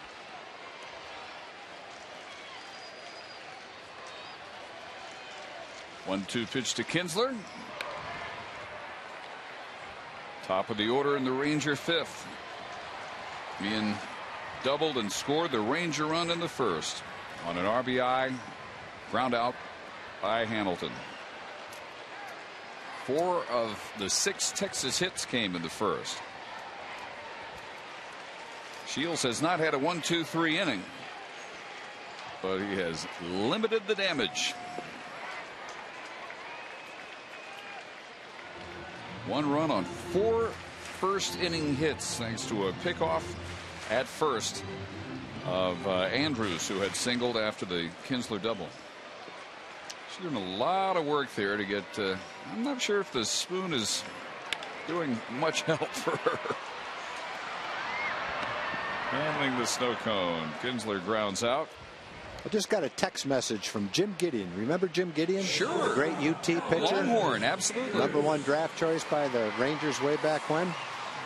Jim wanted to pass along this note, and it's a great note. 65 years ago today, Sid Hudson, Washington Senators pitcher and longtime pitching coach in our organization and a great gentleman from Waco, Texas, beat the Yankees 1-0 on the famous Babe Ruth goodbye day at Yankee Stadium.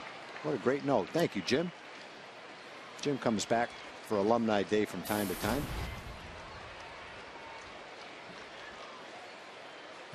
Sid Hudson was a wonderful man. The one year where I went to Sarasota and coached the rookie league team, Sid Hudson was my pitching coach, our pitching coach.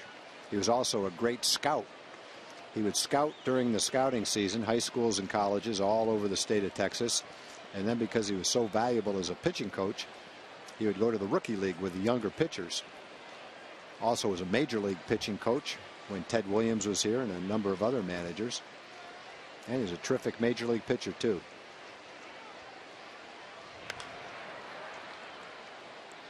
Speaking of the Yankees, some bad news.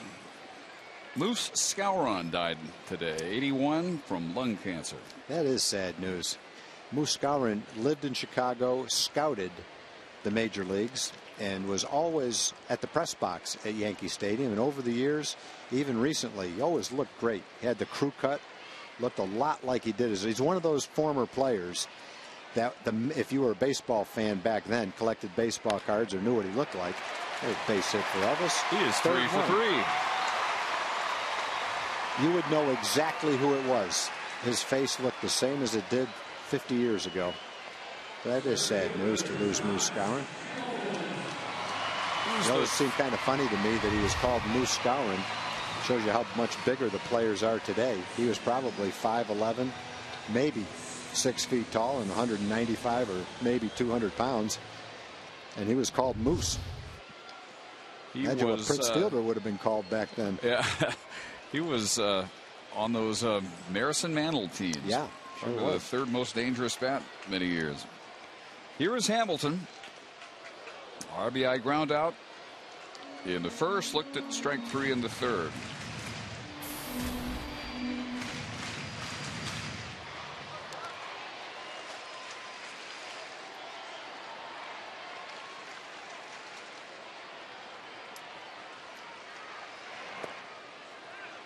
Shields trying to see exactly what he might get Hamilton to go after, especially early in the count. Well, Shields has really settled down since the first inning where he gave up 4 hits. He bailed out of that inning, though, pretty nicely. Only gave up 1 run. Could have been a lot worse for him. Elvis does not have the same lead he had in the first inning when he picked him off either. In fact, he's got a smaller lead and he's leaning back toward first base.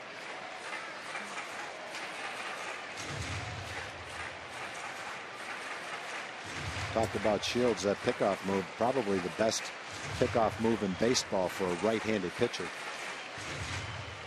Just turns and throws without much of a step so quickly. Probably won't see it right now because he knows Elvis isn't going anywhere.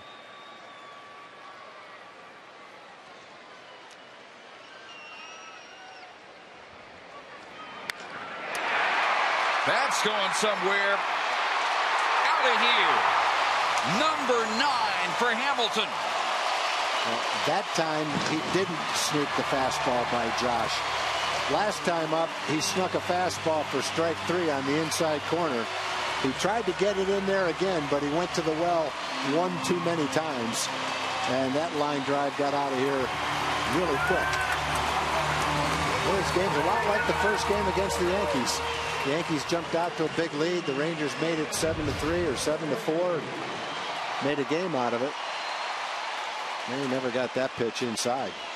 That is a position where you are begging for Josh to hit one out. Just the second home run allowed all year by Shields. 416 feet. Deepest part of the yard. Just to the left of the Ranger bullpen. So Hamilton, all 3 RBIs tonight. And his league-leading 9th home run. He's up to 22 runs batted in.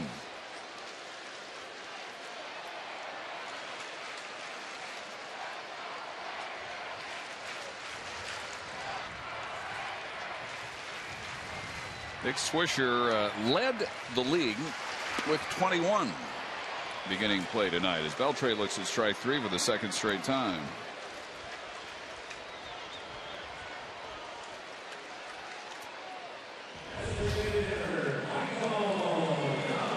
That's the same pitch he got him with last time. That's a tough. You don't see a lot of pitchers with the command and the ability to throw what looked to me like a cutter, but try to start it inside and catch the inside corner to a right-hand hitter. If you can get that pitch down, boy, that's a very powerful pitch. Because the ball comes kind of at you, you say, oh, that's going to be inside, and then the cutting action brings it back over the inside corner. 2 straight times with 2 strikes, he threw it to Adrian. Sharp one hopper to Rodriguez for out number 3, but Josh Hamilton goes deep for the 9th time this year, makes it 7-3 through 5.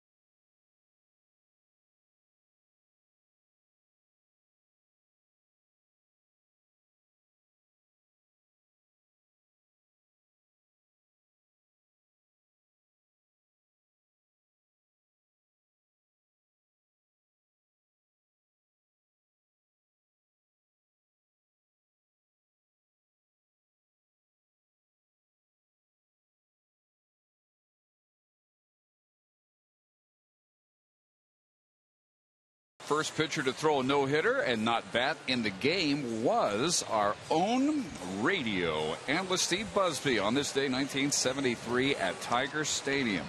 First of his 2 no-hitters. He threw one in Milwaukee the next year. Well, we got Steve on camera for 2 no-hitters. We got Eric for eating a brownie. So we covered both the radio guys tonight. They've had more airtime than we've had tonight. Well, they deserve it. They do. Wish Steve a happy no-hitter anniversary tonight. Voted the top pitcher in Royals history not long ago. And the evening's over from that. Harrison Marklow is on for the 6th inning. And I think during the post-game comments from Ron Washington tonight, you'll hear him say something like, it may not have been Matt's best stuff, but I appreciate the fact that he stayed out there and battled every pitch for every hitter, even though it was 7 runs on 14 hits.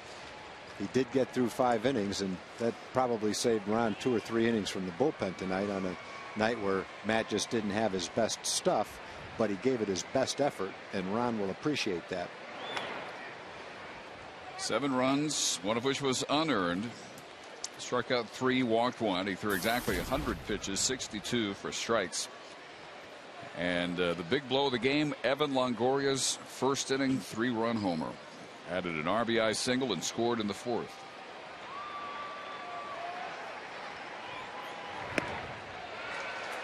It's the 3rd time in Ranger history, Tom, a pitcher has given up 14 hits. Oil Can Boyd in 1991 and Bobby Witt in 1996. Well, I remember Oil Cans. That was in Baltimore, and that was also a night where he had to pitch 5 or 6 innings.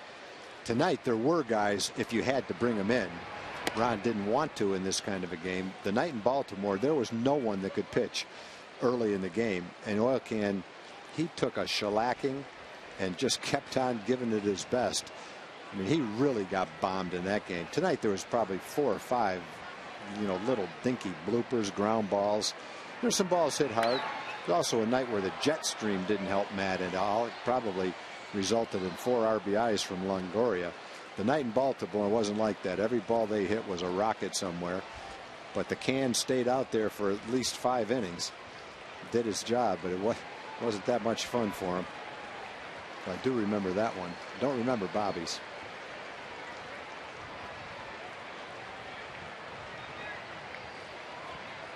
Well, Lowe needing to throw strikes, but instead he walks the first batter he faces. And here's our TXU Energy replay. Double play ending the first inning. 7-5 as Upton is thrown out at third, and 9-6-2 Upton thrown out at the plate to end the 3rd inning. The reason the Rangers are so good at cutoff plays and relay throws is pretty obvious. The outfielders have strong, accurate arms, and the 2 cutoff men, Kinsler and Elvis, both have strong, accurate arms from the infielders. And that results in a lot of plays like that throughout the course of the season. It's fun to watch, and the Rangers are excellent at it. I don't know that there's another team that is better in cutoffs and relays than the Rangers are. TXU Energy, the right things right now. The second throw that we've seen David Murphy make this year to throw out a runner. Nelly's had a couple of great ones. Josh, boy, that one Josh made the other night where he made the diving catch, got up and threw the runner out at first base. I think it was Teixeira before he could get back. It was a beautiful play. Craig Gentry's not in there tonight, but he's got an excellent arm as well.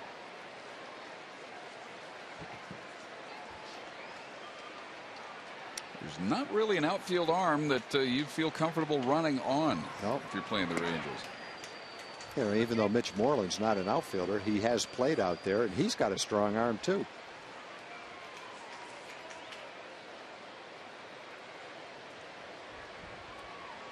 Mitch did a lot of pitching in college. That throw served him well at first base. There's 2 or 3 times where you've seen him field a ball and make a throw.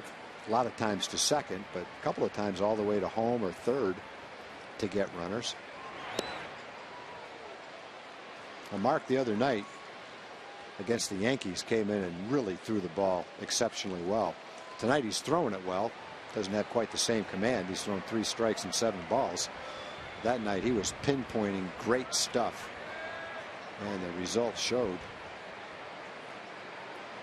Behind Zobrist, 3-1.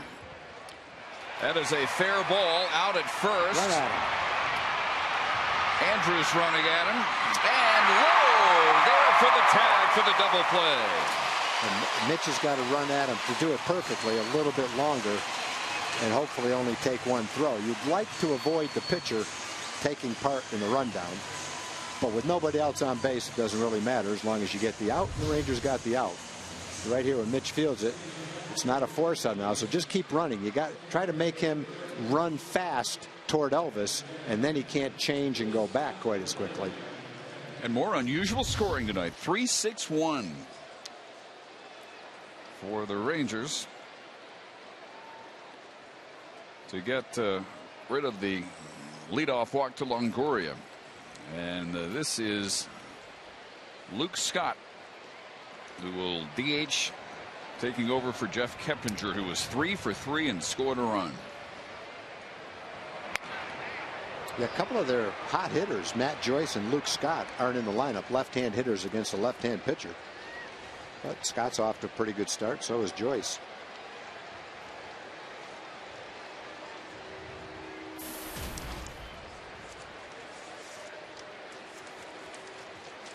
Productive .280 average so far for the former Oriole.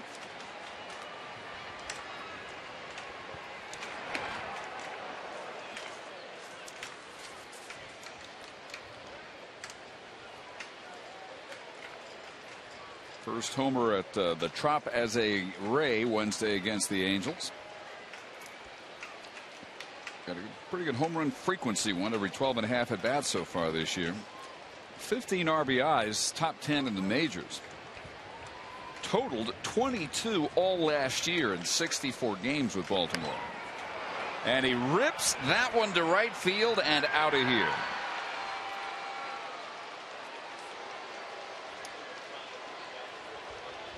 Number 5 for Luke Scott. It is 8-3 Tampa Bay. And the Rays DH has produced 4 hits and 2 runs between the 2 men who have manned that spot tonight. He was able to pull that pitch on the outside corner out of the ballpark.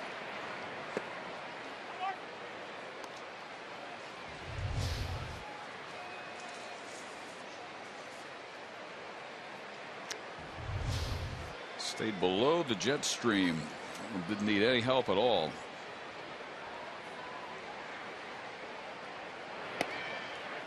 And 1-1 to Upton.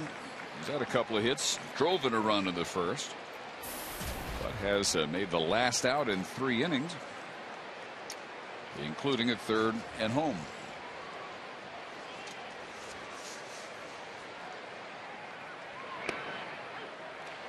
One and 2. Worst start in Angels history gets worse.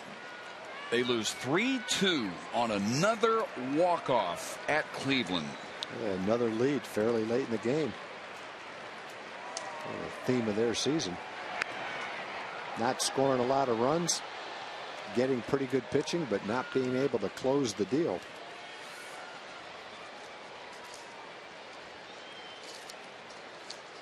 They led 2-0 into the bottom of the 7th. The Indians tied it with 2 in the 7th.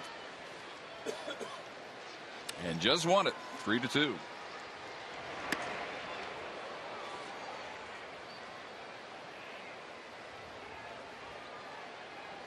It's only 2 teams in the league who have scored fewer runs than the Angels. And that offense, with Albert Pujols being added to it, was supposed to be one of the best. Hasn't materialized yet.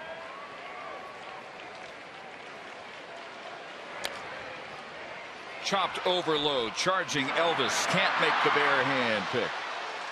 The second little chinker for B.J. Upton. Once that ball got over Mark's head, it's all over. He can fly. BJ has 3 hits tonight.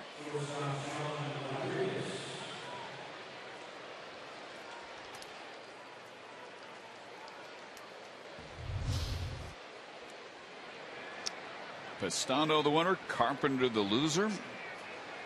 The A's are getting the most out of their runs. They were 10-10 coming into the game tonight. They'd only scored 59 runs. And they have won in Baltimore 5-2. They have helped out the Tampa Bay cause. That's a huge output for Oakland. 5 runs. They've been averaging less than 3 runs a game and won 10 games. 5 runs on 5 hits tonight for Brandon McCarthy. Gets his first win, 1-3. Jake Arrieta of TCU, the loser, 1-2. Out for his 6th save. Homers by Reddick and Sogard for Oakland. So Cleveland's playing pretty well. They're 10-8. They're in first place. Chicago's losing. Detroit is winning, so they could stay right there with them. Red Sox have a 7-3 lead. They're making a little bit of a comeback. They've won 4 straight coming into the game. Could make it 5.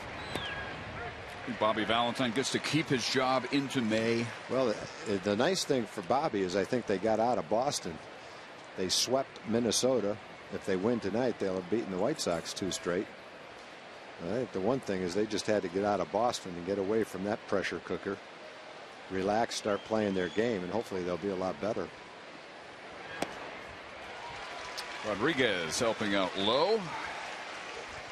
But it still boils down to if John Lester and Josh Beckett don't start, and Buchholz don't start throwing better, it doesn't matter what they do offensively. For them to be good, those 3 guys have to have good years. Yankees batting bottom of the 8th and trailing Detroit 6-5 with Joaquin Benoit on. So it'll be about a half-hour, half-inning. Yeah, he's been used a lot lately, so he'll really be taking a lot of time tonight. We'll go back and check that score in about, like you said, about a half an hour and find out what's going on in that inning. It won't be over.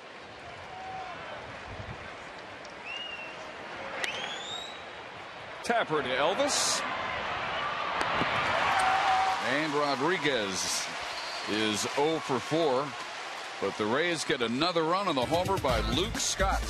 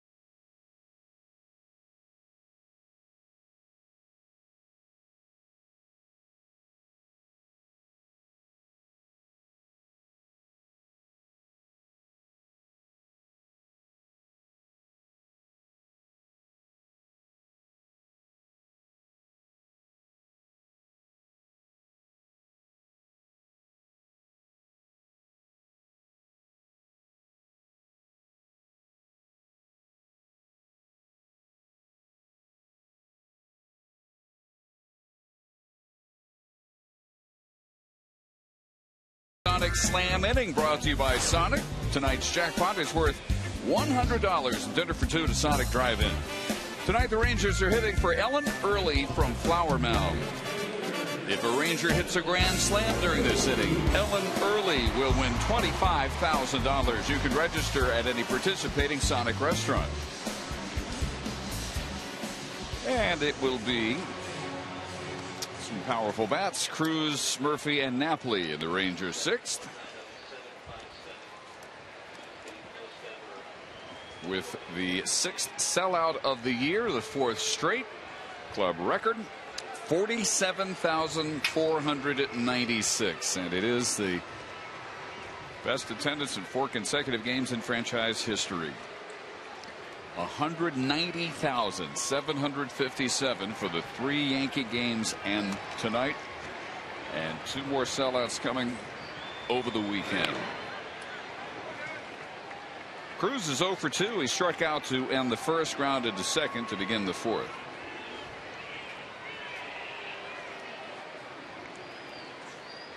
Shields had 86 pitches.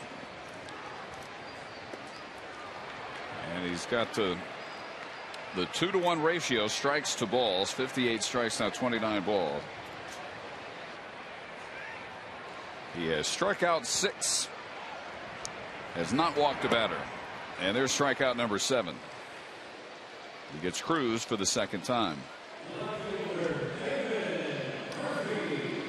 Here is Joel Thomas. Hey, thanks, Dave. You know, if you've been in the ballpark, you've seen these recyclable containers. You can drop off your aluminum and stuff here. Well, now, thanks to the Rangers and Republic Services and Sleep Inc., if you're sitting over here or down here, you don't even have to get up and come drop off your stuff. You'll see Rangers representatives in green shirts, the green team. They'll come right to your chair. You give them your stuff, they take it off. That's the Rangers, Republic Services, and Sleep Inc., reminding you to stay green. And if I see one of those folks, I'll send them up to the booth, and they can pick up the plates from all those cookies and brownies up there, guys.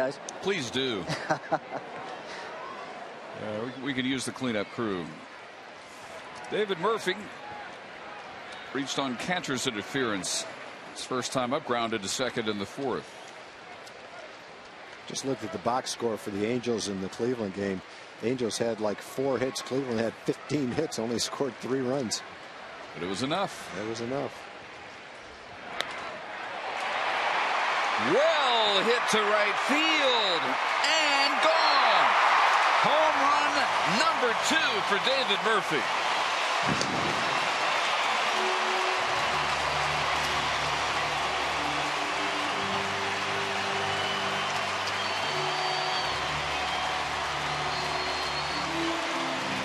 It is 8-4, and that is worth $100 for Ellen Early of Flower Mound, a Sonic Slam winner.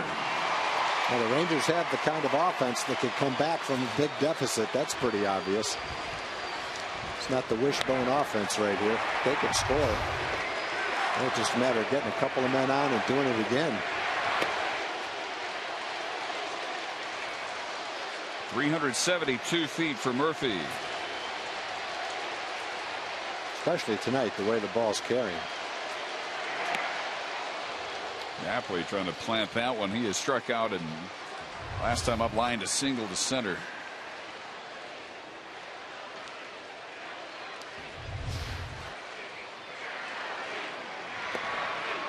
Napoli hears his chant, but it's 1-2. Played against his home state team.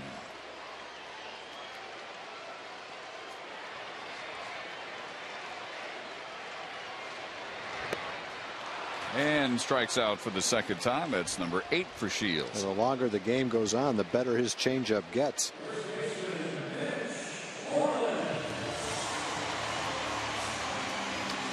Two homers tonight, 33 homers, 20 games for the Rangers. A terrific start in the power department. Mitch Moreland's got 2 of those. Tonight he is 0 for 2, a strikeout and a grounder to 2nd.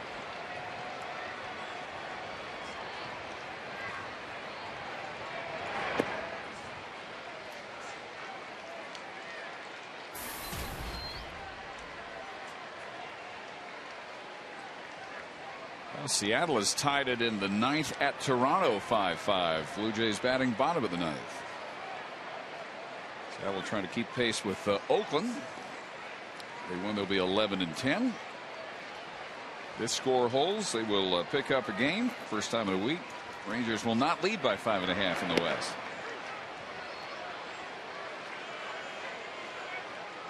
Last year, it took the Rangers until August 16th to have this size of a lead. They led by 6 games then.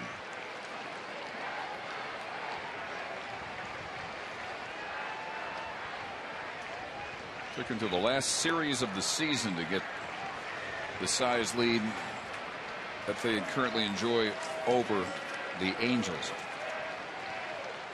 9 games. 9.5 at the moment. 2-2 to Moreland.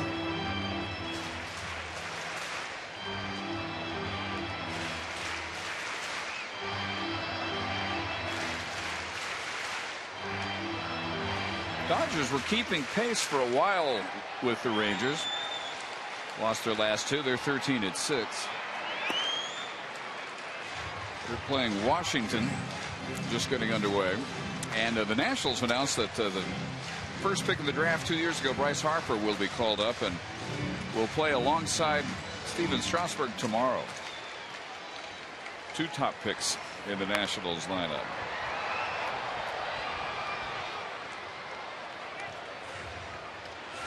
Shields now at 102 pitches. Well distributed. Balls and strikes. 8 strikeouts. Still no walks. And that's ripped past Pena into the corner. Zobrist comes up throwing, but it's a double for Moreland.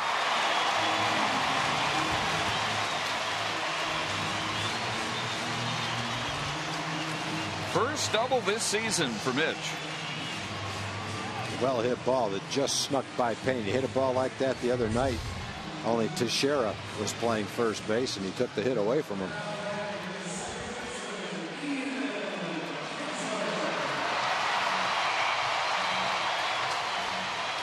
Good all around at bat for Mitch Moreland.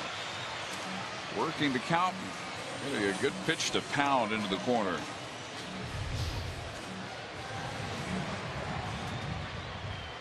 And he gets Kinsler to the plate for the 4th time. Ian double leading off the Ranger first for their first run. Since then 2 ground outs and a curve for the strike.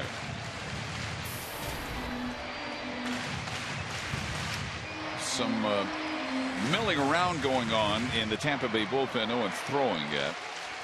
This is Mr. 8 innings plus though, James Shields. But the pitch count starting to get up there. Well, he won't be 8 innings tonight. 105 pitches now in the 6th inning. 20 pitches this inning.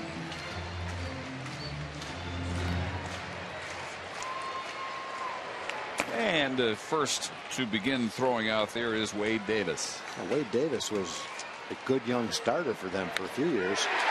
Base hit to right for Kinsler. And Moreland will be held at third. And a good thing he was. Dave Anderson with the right call there on the throw by Zobrist. The fans started to boo Dave's decision, and then when they saw the throw coming home, they kind of changed their tune. Believe me, with 2 outs, Dave wanted to try to score Mitch right there. But the ball is hit right at Zobrist in right field, and he just couldn't score him.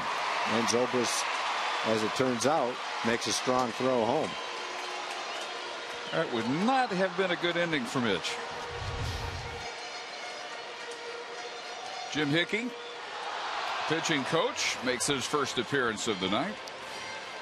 Yeah, and Joe Madden, I'm sure, is thinking how happy he is to have 8 runs and 16 hits. He also knows the way the ball's flying tonight, this game's far from over.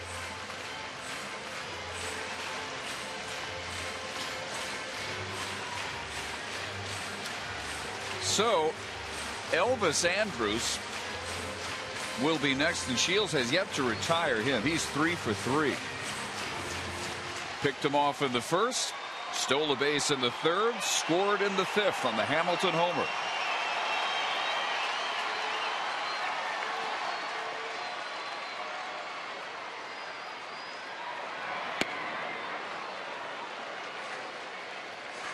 Oh, Shields is trying everything. Throwing curveballs, cutters, changeups, fastballs, sinkers. And he's still been touched up for 11 hits and 4 runs in 6 innings. Tough night to pitch.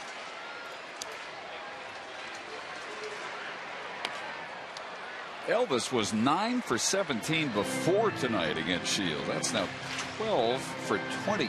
Yeah, he's just not the kind of guy you would expect any hitter to have that kind of success against.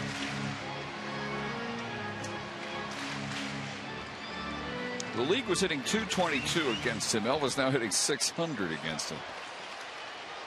Yeah, without Elvis, the league be hitting about 190.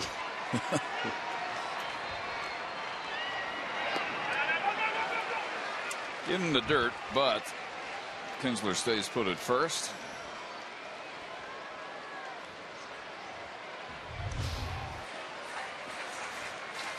Same curveball that he had for the first 2 strikes.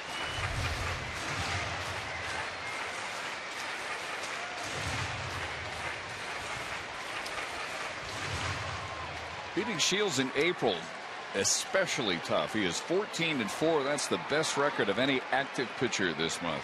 ERA of right at 3. Didn't lay off that one. Rounds it foul. 4 straight curveballs.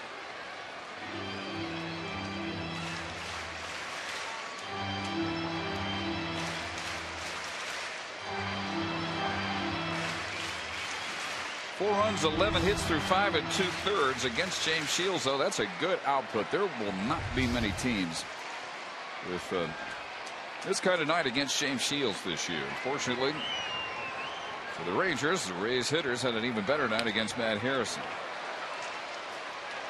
Elvis continues to make him labor trying to get the 3rd out here in the 6th.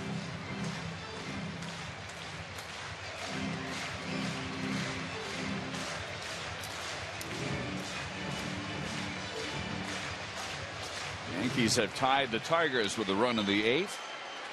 6-6 in the 9th now. David Robertson pitching for New York. And that is tapped back to Shields. And that will take care of the 6th inning. But a homer by Murphy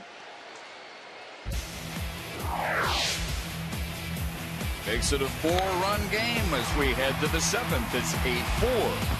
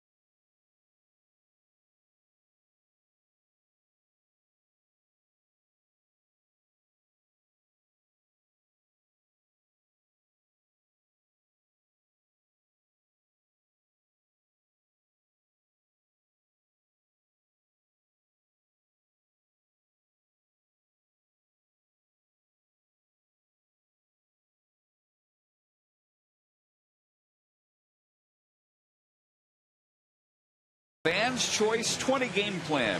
Enjoy the flexibility of selecting the 20 games you want and choose from 10 locations starting at only $100 per plan. The Fans Choice plan is available for a limited time at TexasRangers.com or by calling 972-RANGERS. Some of the sellout of 47,496. The first game of the year between two teams that have met in the ALDS each of the last 2 years. Rangers winning both series to advance to the ALCS. And on for the 7th inning, the third Ranger pitcher tonight, Koji Uehara. Who first up has the catcher, Chris Jimenez. who has doubled and singled in 3 trips.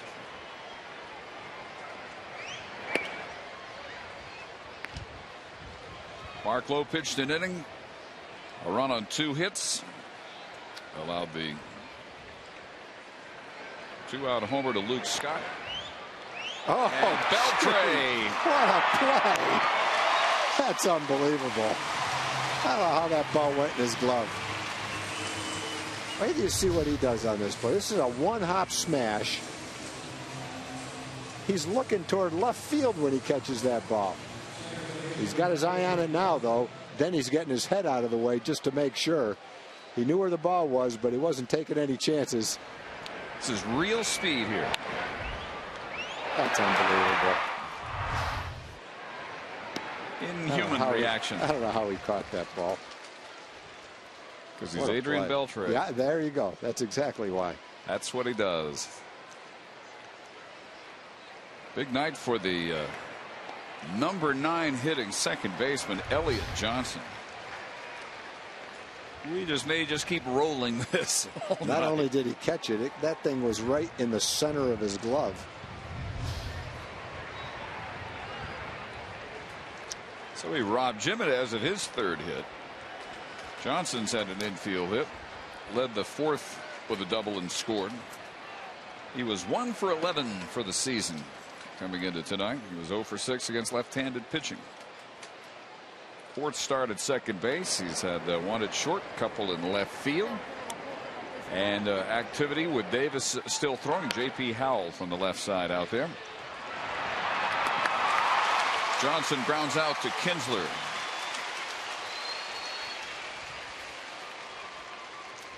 And this is the first inning in which a Ranger pitcher has gotten the first 2 men.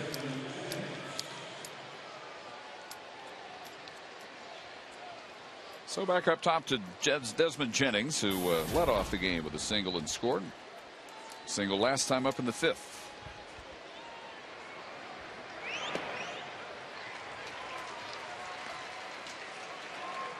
And Robbie Ross begins to throw for the Rangers.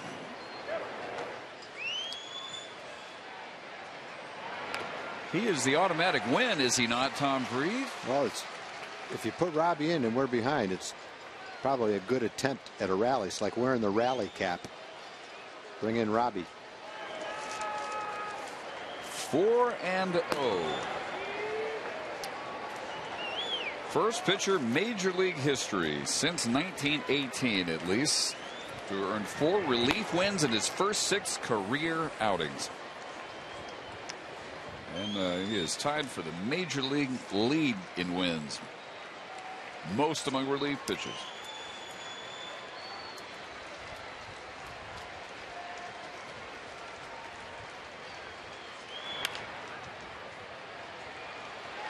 Backhand pick and a strike from Andrews, and Jennings is retired, and Koji gets 3 groundouts into 7. Stretch time at the ballpark.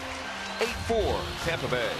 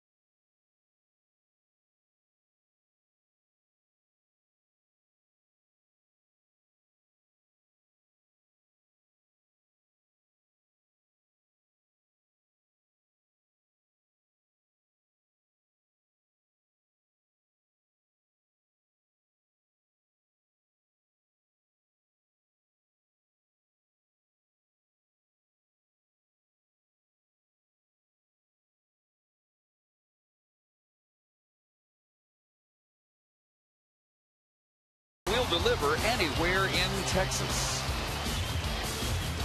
Well, it is a rare 6-inning outing for James Shields. More than half the time he goes 8 or more. 4 runs on 11 hits, struck out 8, did not walk a batter, and the former Longhorn J.P. Howell is on to work the 7th. 7th time this year to see J.P. Started at USC, transferred to UT, and went 25-4 with a .231 earned run average. Broke the Roger Clemens 2-season strikeout record down in Austin.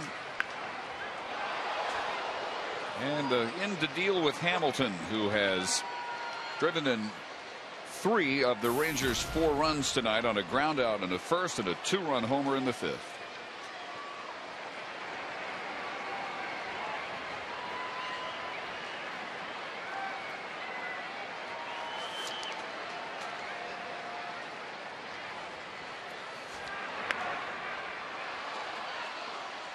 And here it was, a 2-1 pitch. Got way too much of the plate. 416 feet, deepest part of the park.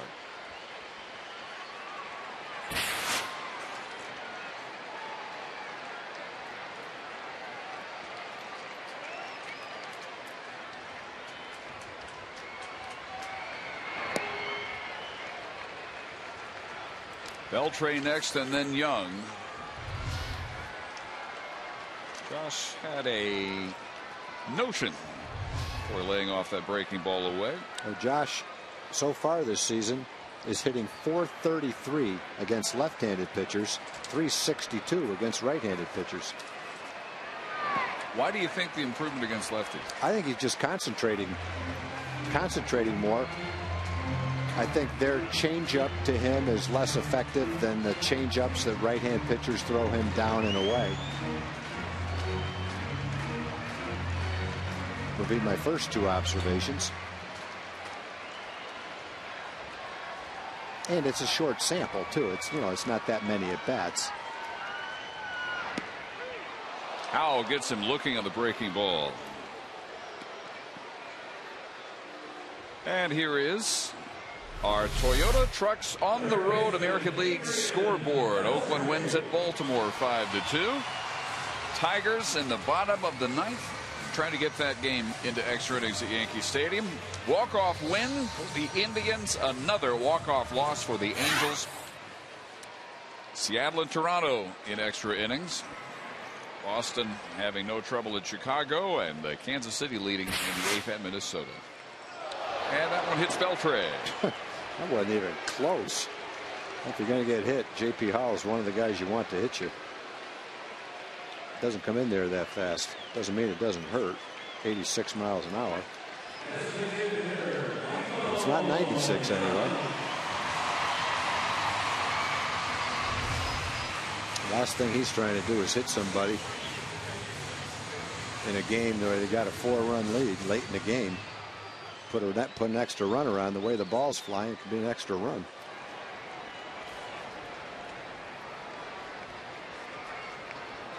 And now he gets to face Michael Young, who is 1 for 3. Angels are 6-14. They've lost 5 straight.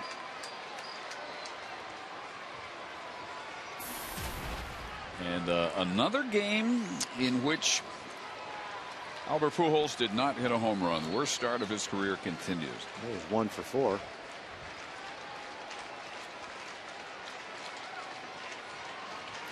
The Angel locker room has got to be a tomb. That was kind of the description after their walk-off loss yesterday at Tampa Bay. That'll be pretty much the same situation tonight at Cleveland. And they led 2-0 into the bottom of the 7th. Now 6-14, and at the moment 9.5 back.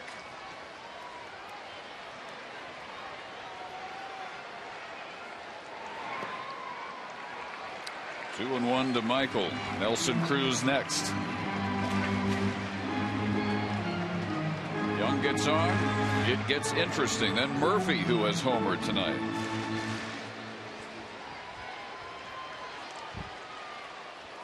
And then Napoli. And Moreland, and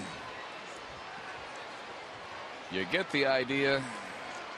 The problems a J.P. Howell can face against the Ranger lineup. Inside there, 3 balls and a strike.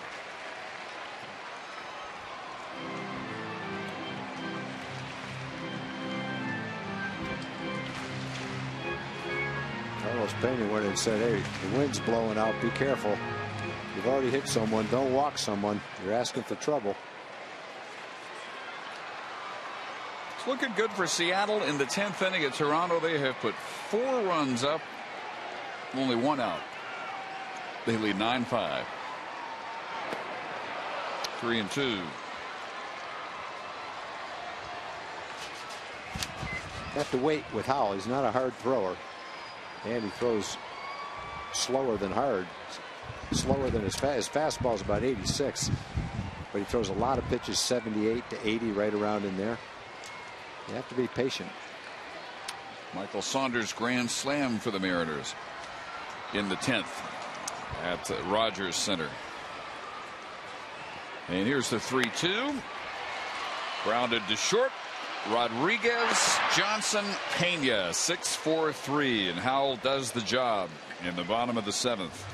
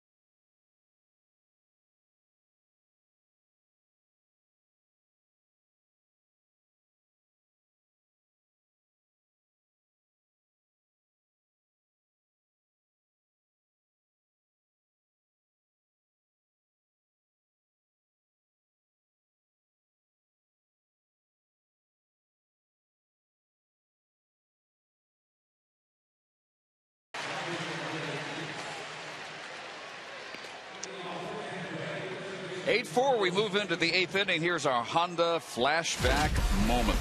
Moments ago. Gold Glove caliber play by Adrian Beltre. Check out the really big sales event now at your Honda dealer. Every time you look at it, Tom, it doesn't get any more routine. No, that's official. I'd be willing to bet that most third basemen don't even get a glove on. Not most, but a bunch of them don't even get a glove on that ball. Robbie Ross is on for the 8th. And a big cut and miss by Pena. 7th appearance for Robbie, as we said. First pitcher Major League history since they can track it as far back as 1918 to get 4 relief wins in his first 6 career appearances.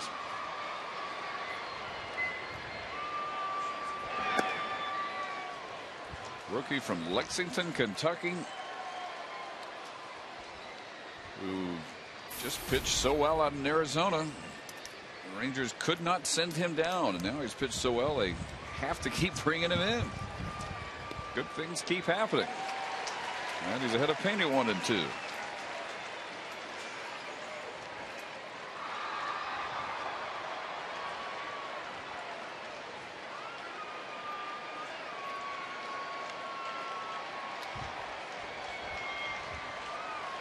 Still a ways from his 23rd birthday. And this is high and not that deep to center field. Hamilton has to come in to make the catch. And Carlos Pena 0 for 5 tonight. Yeah, Pena hasn't had much of a night, but he did have one of the key at-bats in the game. That was the second batter of the game when he hit what potentially could have been a double play, turned into an error, and was one of the key plays in their 4-run first inning. Evan Longoria had the key swing of the game, a 3-run homer in that first. Just over the wall, straightaway center. Drove in another run and scored after a single in the 4th. He has also struck out in 1.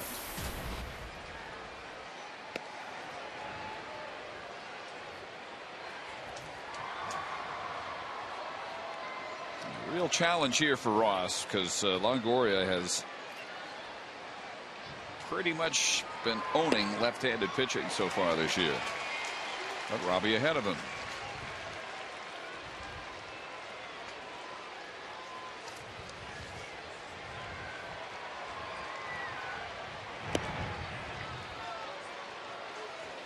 Looking ahead to the Ranger 8th, it'll be Cruz, Murphy, and Napoli.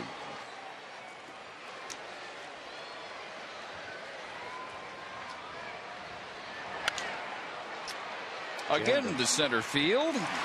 Bobby has a great knack of getting that cutter in on the hands of the right-hand hitter. The hitters just don't have good at bats against him. When they put the ball in play, frequently it's off the bad part of the bat. And this ball had just enough movement in, or jammed him just enough to where it really didn't jump off his bat.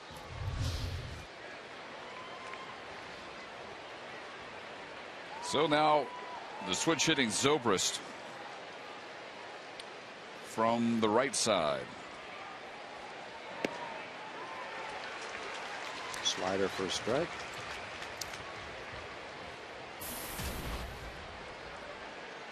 RBI double for Ben in the 4th. 3 for 26 against left-handed pitching. Robbie Ross staying ahead of everybody here in the 8th. Rangers have 3 pitchers in their bullpen who could easily be starters and do a good job. And Robbie Ross is one of them. Obviously, Ogando and Scott Feldman are the other 2. Very versatile bullpen. And Alexi has the ball and started throwing yet.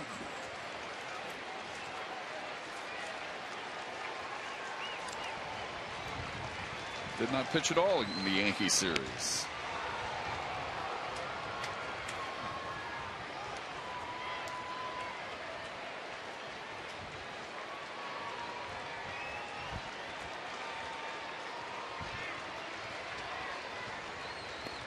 Two and 2 to Zobrist. With Luke Scott on deck. DH spot has been a big producer for the Rays tonight.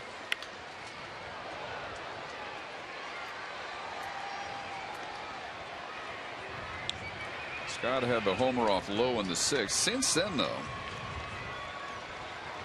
6 in a row retired. A 1-2-3 7th for Koji, and that's the only 1-2-3 inning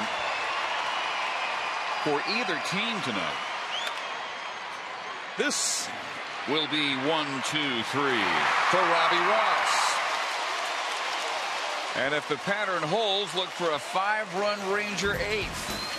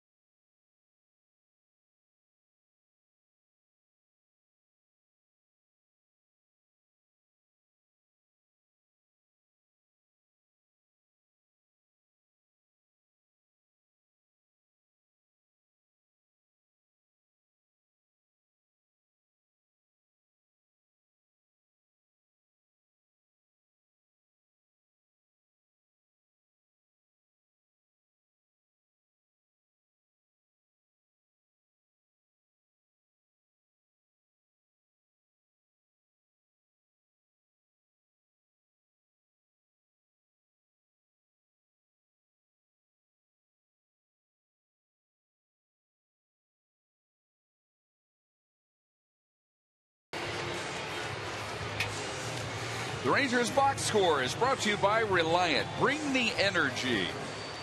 Good nights for Kinsler, Andrews, Hamilton, Murphy a homer. 4 runs, 11 hits against James Shields.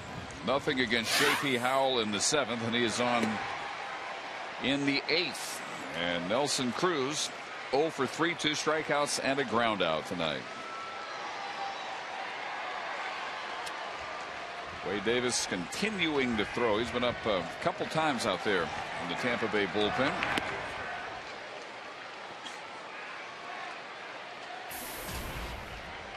And Ogando has begun to throw in the Ranger bullpen.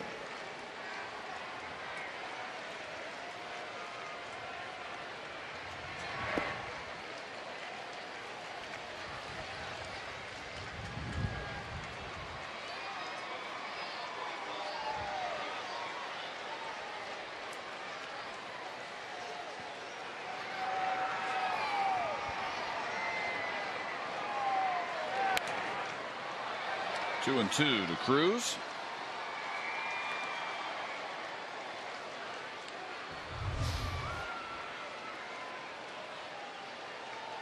Oh, got away with that one. Yeah, Nelly's had some pitches to hit. His timing's just not quite where he wants it to be.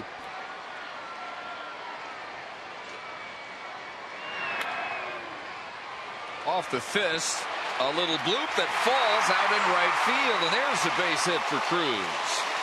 And a much needed Ranger base runner to begin the 8th. Yep. Get a base runner any way you can.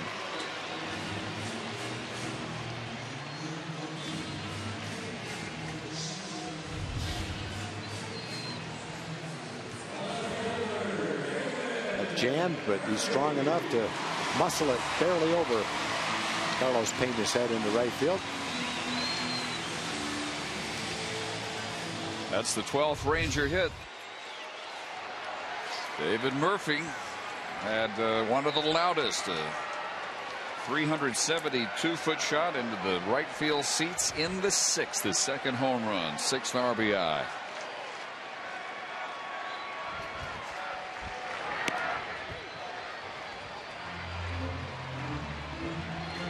James Shields had allowed only 1 homer in his first 4 starts. He gave up 2 tonight to Hamilton and Murphy.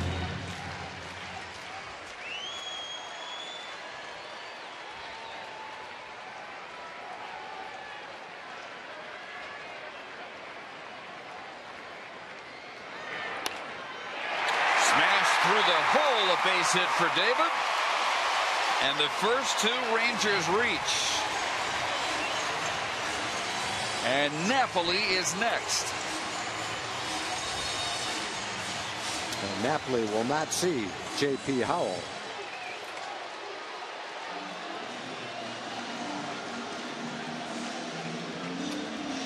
Wade Davis, warming for some time, will come in to face the right-handed Ranger catcher. Mike gets hold of one. It really gets interesting here in the bottom of the 8th.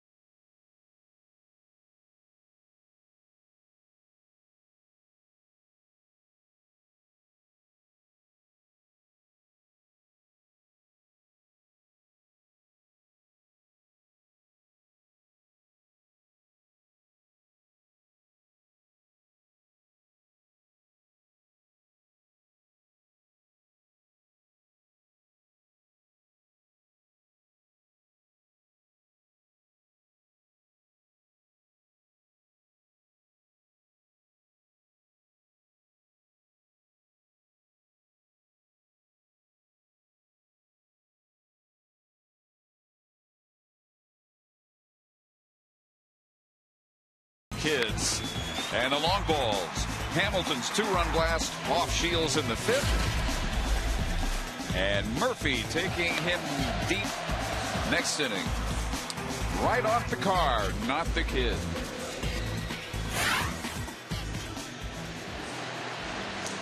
The third Rays pitcher of the night following J.P. Howell will be Wade Davis to face Mike Napoli. And Mike Napoli is 2 for 5 with a homer against Davis. Well, the ball's flying. Rangers already have 2 men on. Virtually anyone in the lineup can hit the ball out of the ballpark. Well, let's see what happens. He has not allowed a homer this year. Right-hand hitters just 4 for 19 against him so far, 2 for 11. And he has not been charged with an earned run 5 of his first 6 outings. But here's the challenge. Mike struck out in the 2nd and again in the 6th. In between, lined a single to center. And here's the chant with Cruz at 2nd, Murphy at 1st.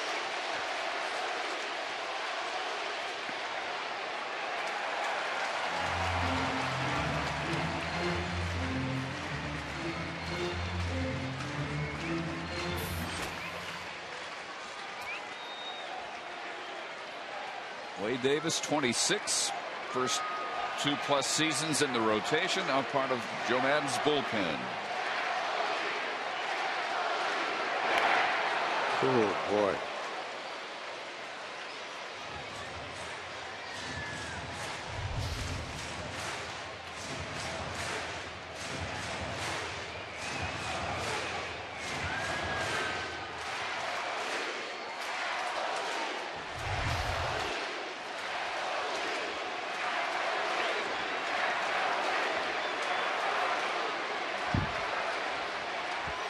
And Jimenez wants a word.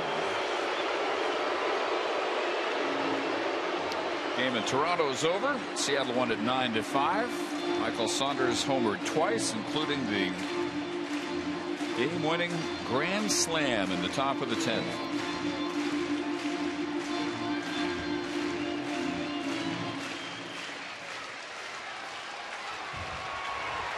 And the Yankees got a run in the 9th to beat the Tigers 7-6. And Mike swinging for a 1-run game right there. Well, there's been a lot of times where he's hit that ball 430 feet. Just not that time.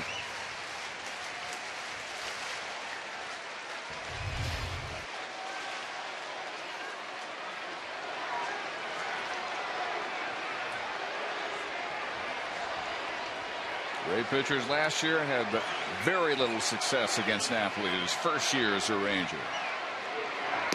But Davis gets him looking. Well, that looked outside from here. And there's the first out and a hat trick for Napoli. Let's take another look at it. If it's a strike, that's a tough one. Yeah, it can go either way. Looks like it's just barely touching the outside corner. Bob Davidson made that call. Went Wade Davis's way, but Rangers have 2 big outs left. And here is Moreland, who hammered a double last time. He has also struck out and grounded to 2nd.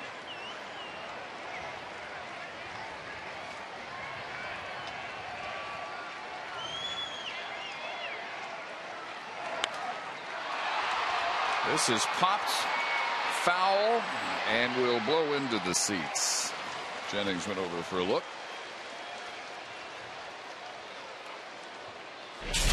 Mitch on Wednesday against the Yankees, his 2nd home run of the year. But for a moment that might land in the upper porch. One of 2 hits he had Wednesday.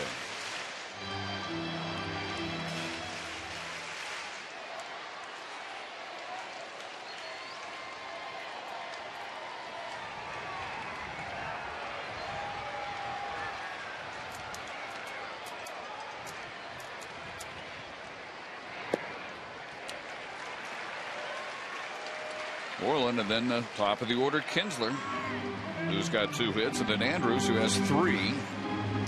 And then you're looking at Hamilton. And if it's still the 8th inning, things have, by that point, gotten very interesting.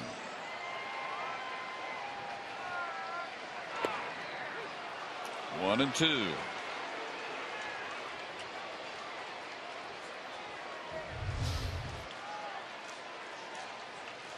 They've made some nice pitches. That one was close to the outside corner. Could have gone either way. Didn't go Mitch's way.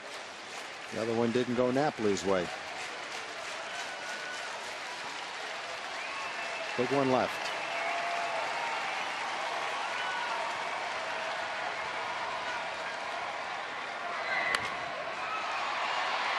Shallow left. Backing out is Longoria, and he can't hang on. The bases are loaded.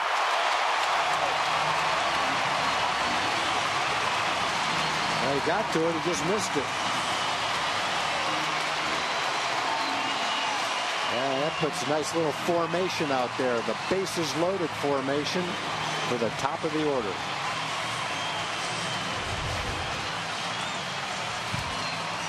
Longoria gets a pretty good read on it. Gets back. Gets the glove on it. Drops it.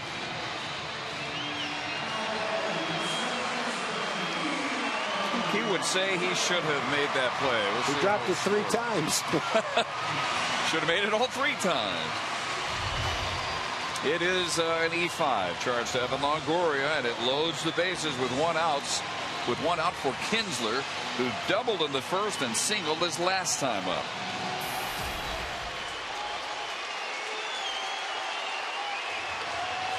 Second error charge to the Rays. Cruz at third, Murphy at second, and now Moreland is aboard. And here is the tying run in a game the Rangers trailed 7-1 into the bottom of the 5th. Well, Washington talking tonight about how his team is very good dealing with today, living in the moment. Well, here's a moment for Ian Kinsler.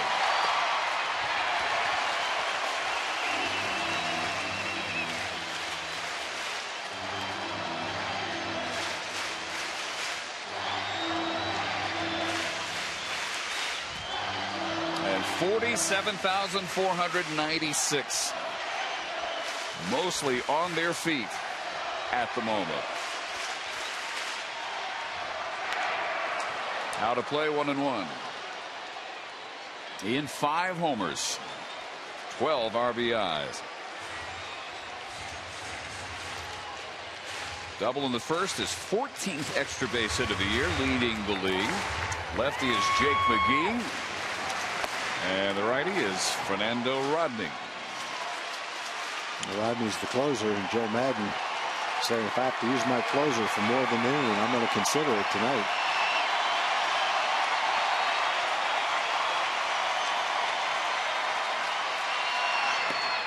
Two and 1.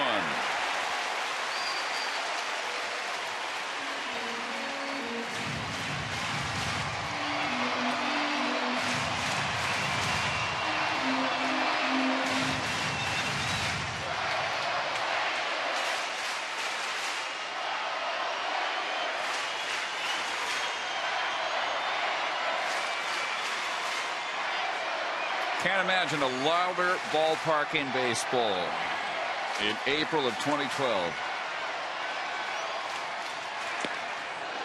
Home run cut, and it's 2-2. And the Rangers talk about that. They talk about how electric this place is when it's full and loud as it is right now. That pitch was all the way across the plate away from where he was trying to throw it. He was trying to throw that ball down and in. It was on the outside part of the plate, or maybe a little bit outside. But here's where, as a hitter, you don't need a grand slam. You just need to put the ball in play and get a base hit right here with 2 strikes. Got to battle.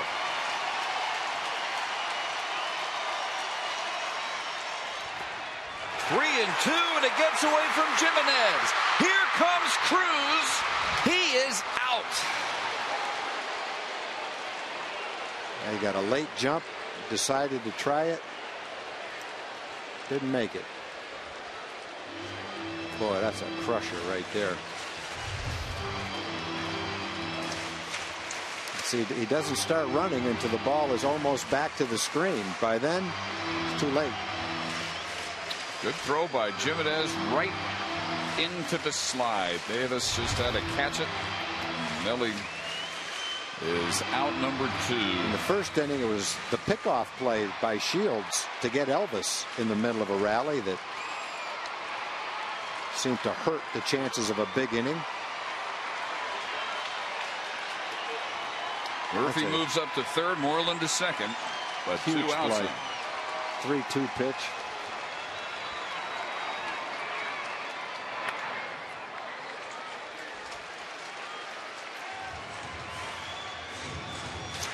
Nelly starts a little earlier, 8-5, 2 in scoring position, 1 out.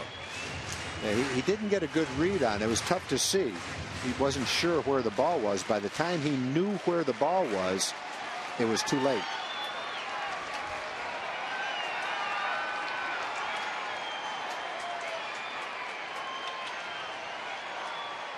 Davis with another 3-2 and another foul ball.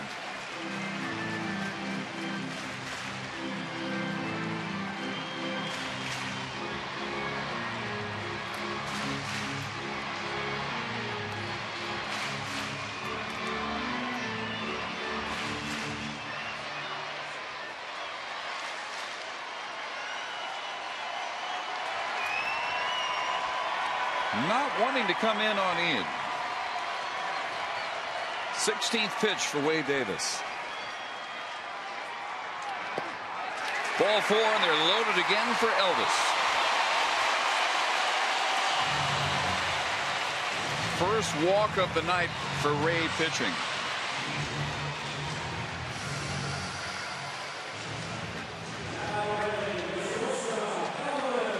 Elvis has had himself a night already. 3 hits, a stolen base, and a run scored.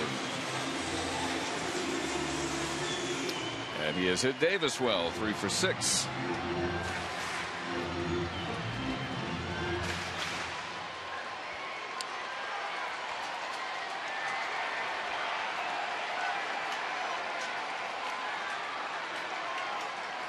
Put 28 points on his average. It's up to 267. And he lays off that breaking ball away. Elvis reaches, and Tampa Bay's got to deal with Hamilton.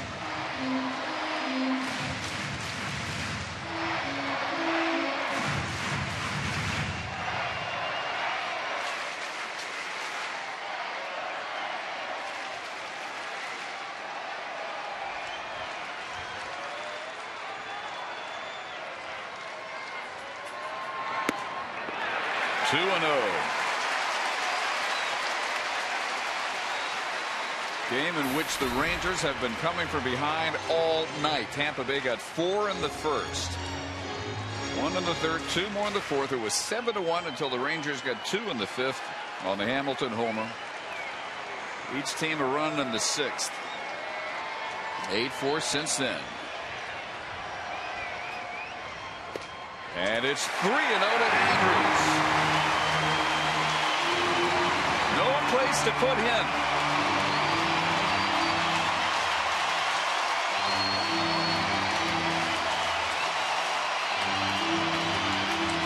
Murphy at third, Moreland at second, and Kinsler at first.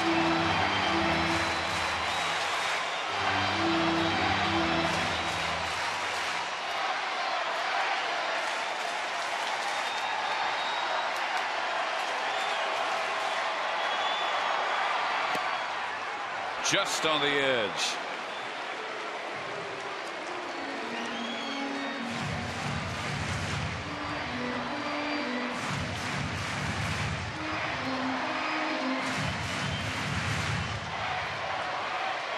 Twenty pitches now for Wade Davis, 11 strikes.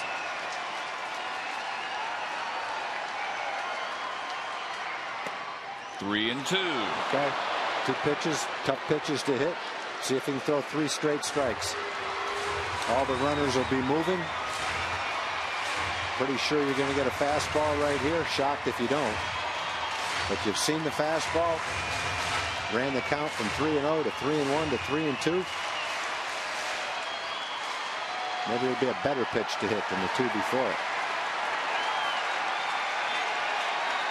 Does Elvis have a fourth hit in him tonight?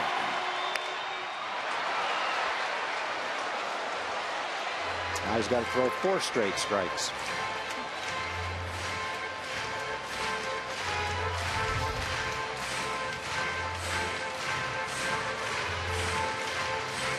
Boy, again, living away.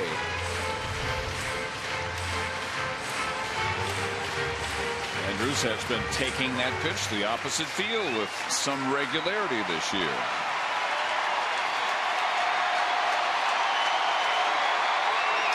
And Jimenez, to the displeasure of the crowd, out for another word.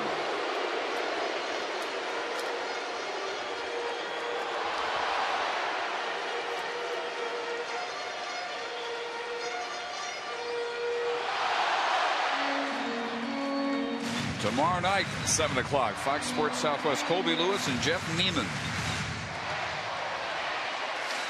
Colby will try to continue his terrific start. 2-0, an ERA of 2.03.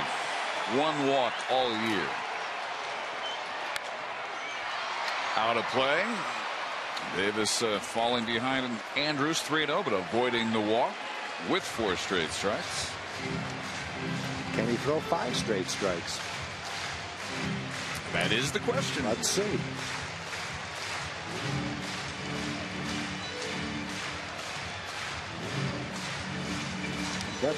Definitely making pitches on the outside corner. I'll say that for him.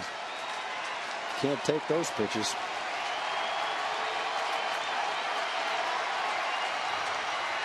His 24th pitch. And again out of play.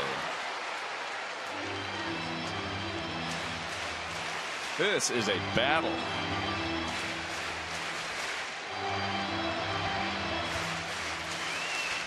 Bases loaded, 2 outs. Fell behind 3-0.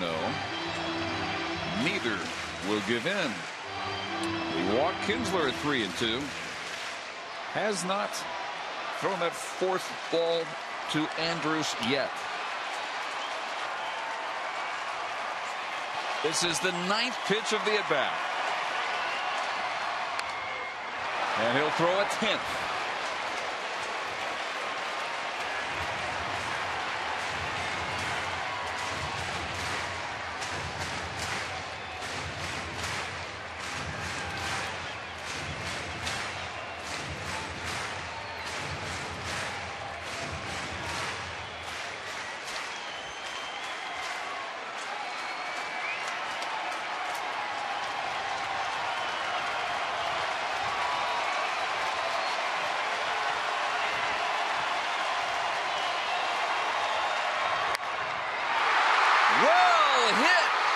Is it fair?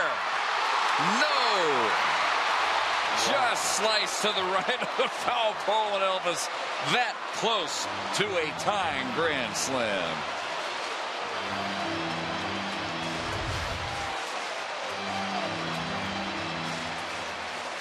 Just another souvenir in the series. That was close. Another 3 or 4 feet. Elvis is trying to do the Carlton Fisk. Pull it fair, but not quite. Giving his best body English. Bob Elvis just keep trying to drive the ball to right field. The way it's shooting out of here, you get one up in the air, good things can happen.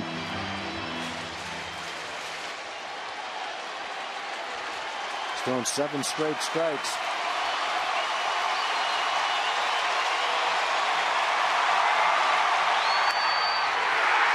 Right center field. Upton is there in the gap, and he runs it down.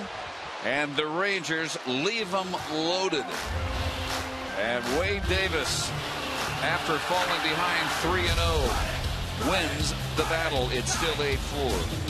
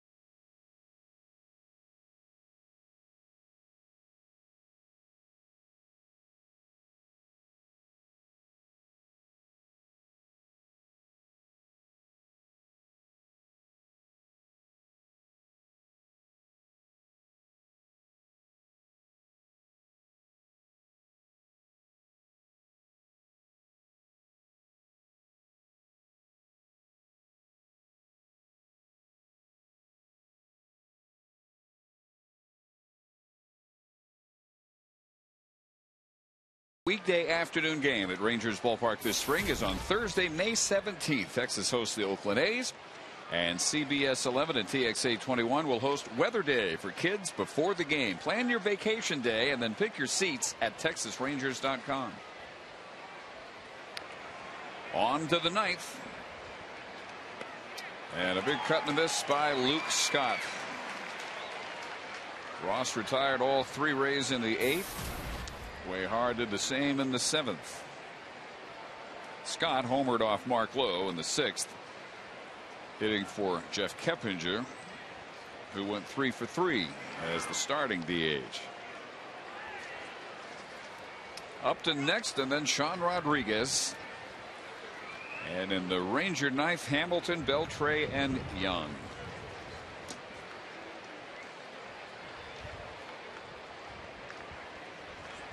Wade Davis won an 11-pitch battle with Elvis Andrus. Yeah, you have to consider the count was 3-0 too. So he had to throw a lot of strikes. All of them weren't strikes, but they were all close enough that Elvis couldn't take any of them.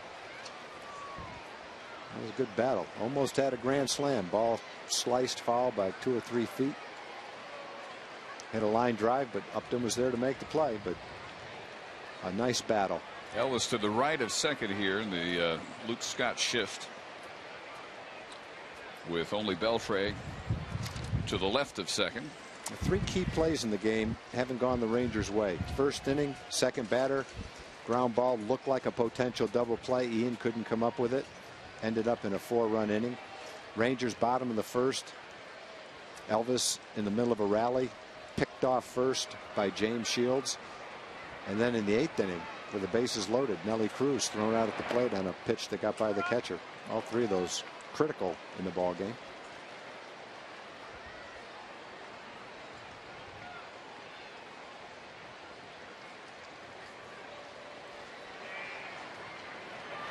Two-two pitch, and Scott barely staying alive.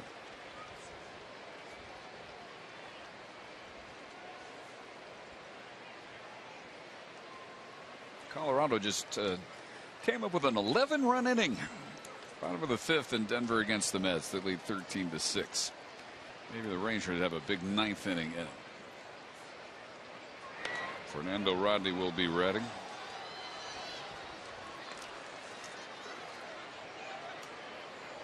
Got his 6th save Wednesday against the Angels. Yeah, I don't think he's going to come in right off the bat. I think they'll bring the left-hander in to face Josh. They had Jake McGee up throwing last inning in case they got to Hamilton.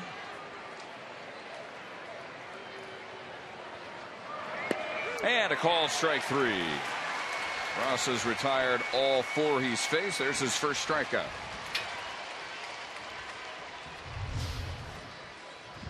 Everything had been away, and then he throws it right on the inside corner.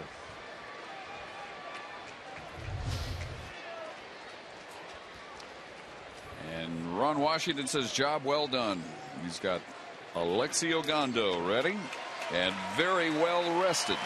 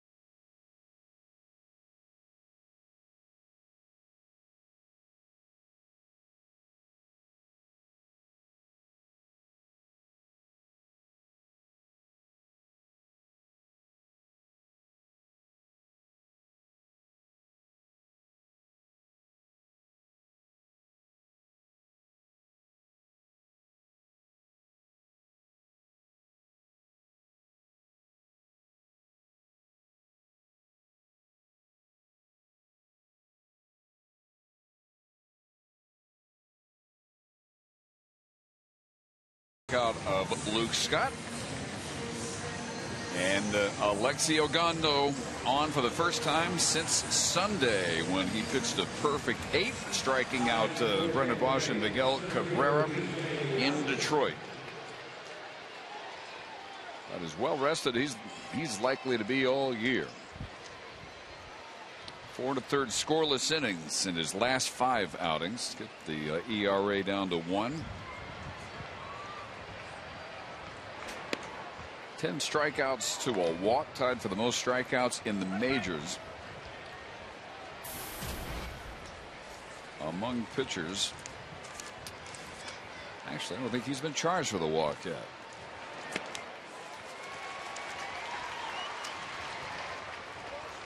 No walks. No walks, 10 strikeouts, a 133 opponent's batting average. That is the most strikeouts without a walk. And he's close to another one here, 1 and 2 ahead of Upton.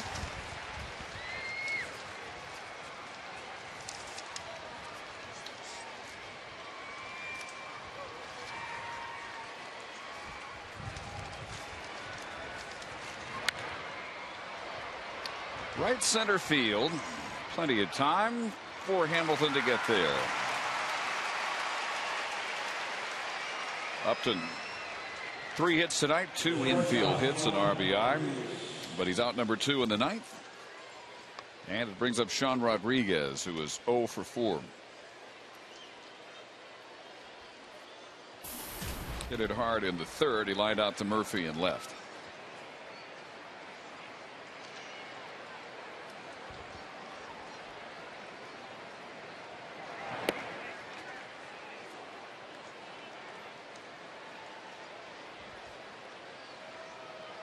Jake McGee continuing to prepare for the bottom of the 9th.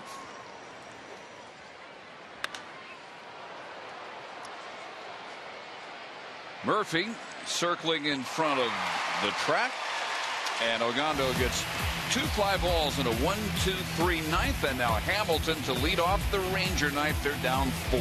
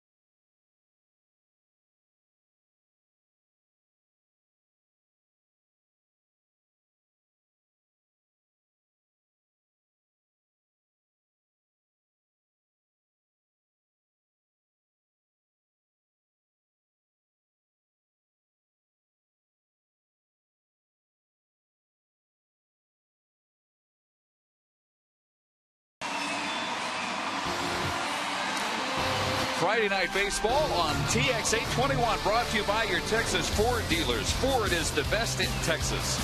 By AT&T, the nation's largest 4G network. AT&T, rethink possible. And by TXU Energy, the right things right now. Call 866-CALL-TXU today. Dave Arnett and Tom Grieve. A game the Rangers have trailed since the top of the first when Tampa Bay got 4, led by as many as 7-1. It's 8-4, and Jake McGee is on, at least to begin, the bottom of the 9th.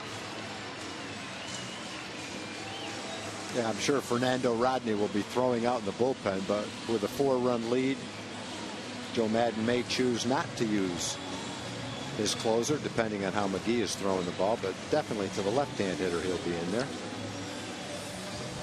Rodney's pitching really well this year. Rodney's got great stuff. He's had a mid-90s fastball and a great changeup. And so far this year, Rodney is 1-0. He's got a 1.08 ERA and 6 saves. And a big part of the Rays' early season success. Josh Hamilton has never faced McGee. Not many Rangers have. No more than 3 at-bats for anybody. And McGee has had much more trouble against left-handed hitters than he has right-handed hitters this year. Left-handers are 4 for 9 against them. Righties are just 1 for 5. He's got a big arm. His mid-90s fastball. First one to Josh, 97. Right up there with Ogando. Josh, a 2-run homer in the 5th. An RBI and a ground out in the 1st. 9 homers up to 22 runs batted in. And 0-2 at 97 miles an hour.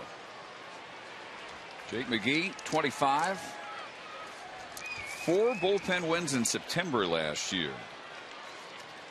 First American League rookie to do that since David Wells, 1987.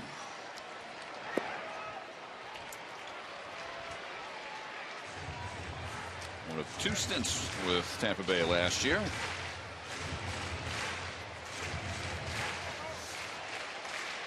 Beltre next. He's 1 for 3, and then Michael Young, who was 1 for 4.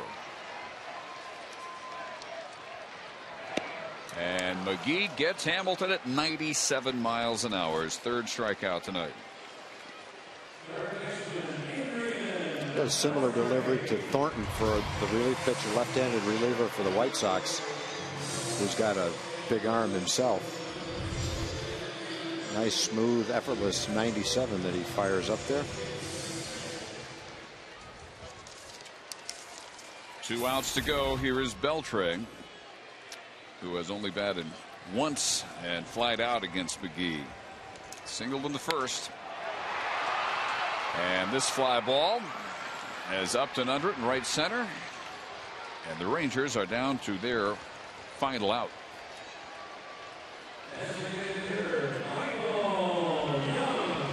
Michael Young singled in the 1st.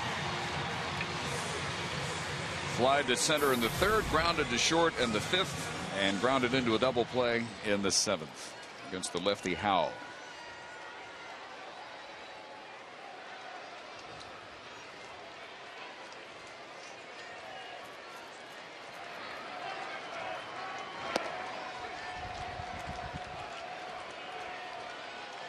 James Shields, about as hittable as you'll see him in his 6 innings. 4 runs on 11 hits.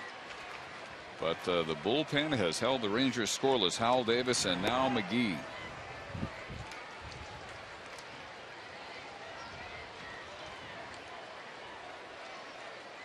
Two and 2/3 innings, 2 hits, a walk, 2 strikeouts. Matt Harrison, a rough start tonight.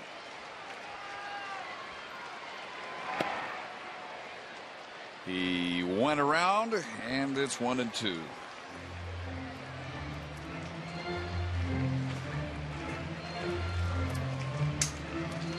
Ron Washington saw his team make this a game, though. Yeah, it was definitely a game in the 8th inning. They didn't score, but looked like it could have been a big inning. That's about as much activity as we've seen from the Rangers any inning this year without managing a run. And so close to a grand slam, we'd be looking at 8-8.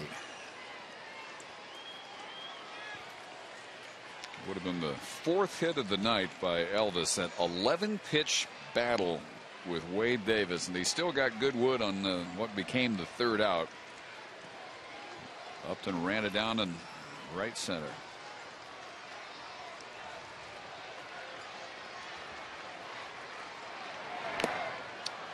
But that does it. Jake McGee strikes out 2 in a 1-2-3 ninth. They don't need Fernando Rodney, and Joe Maddon's team improves to 13-7. And they take over first in the American League East by game over Baltimore. Rangers lose for just the 5th time in 20 games, 8-4 the final, and will return to the ballpark.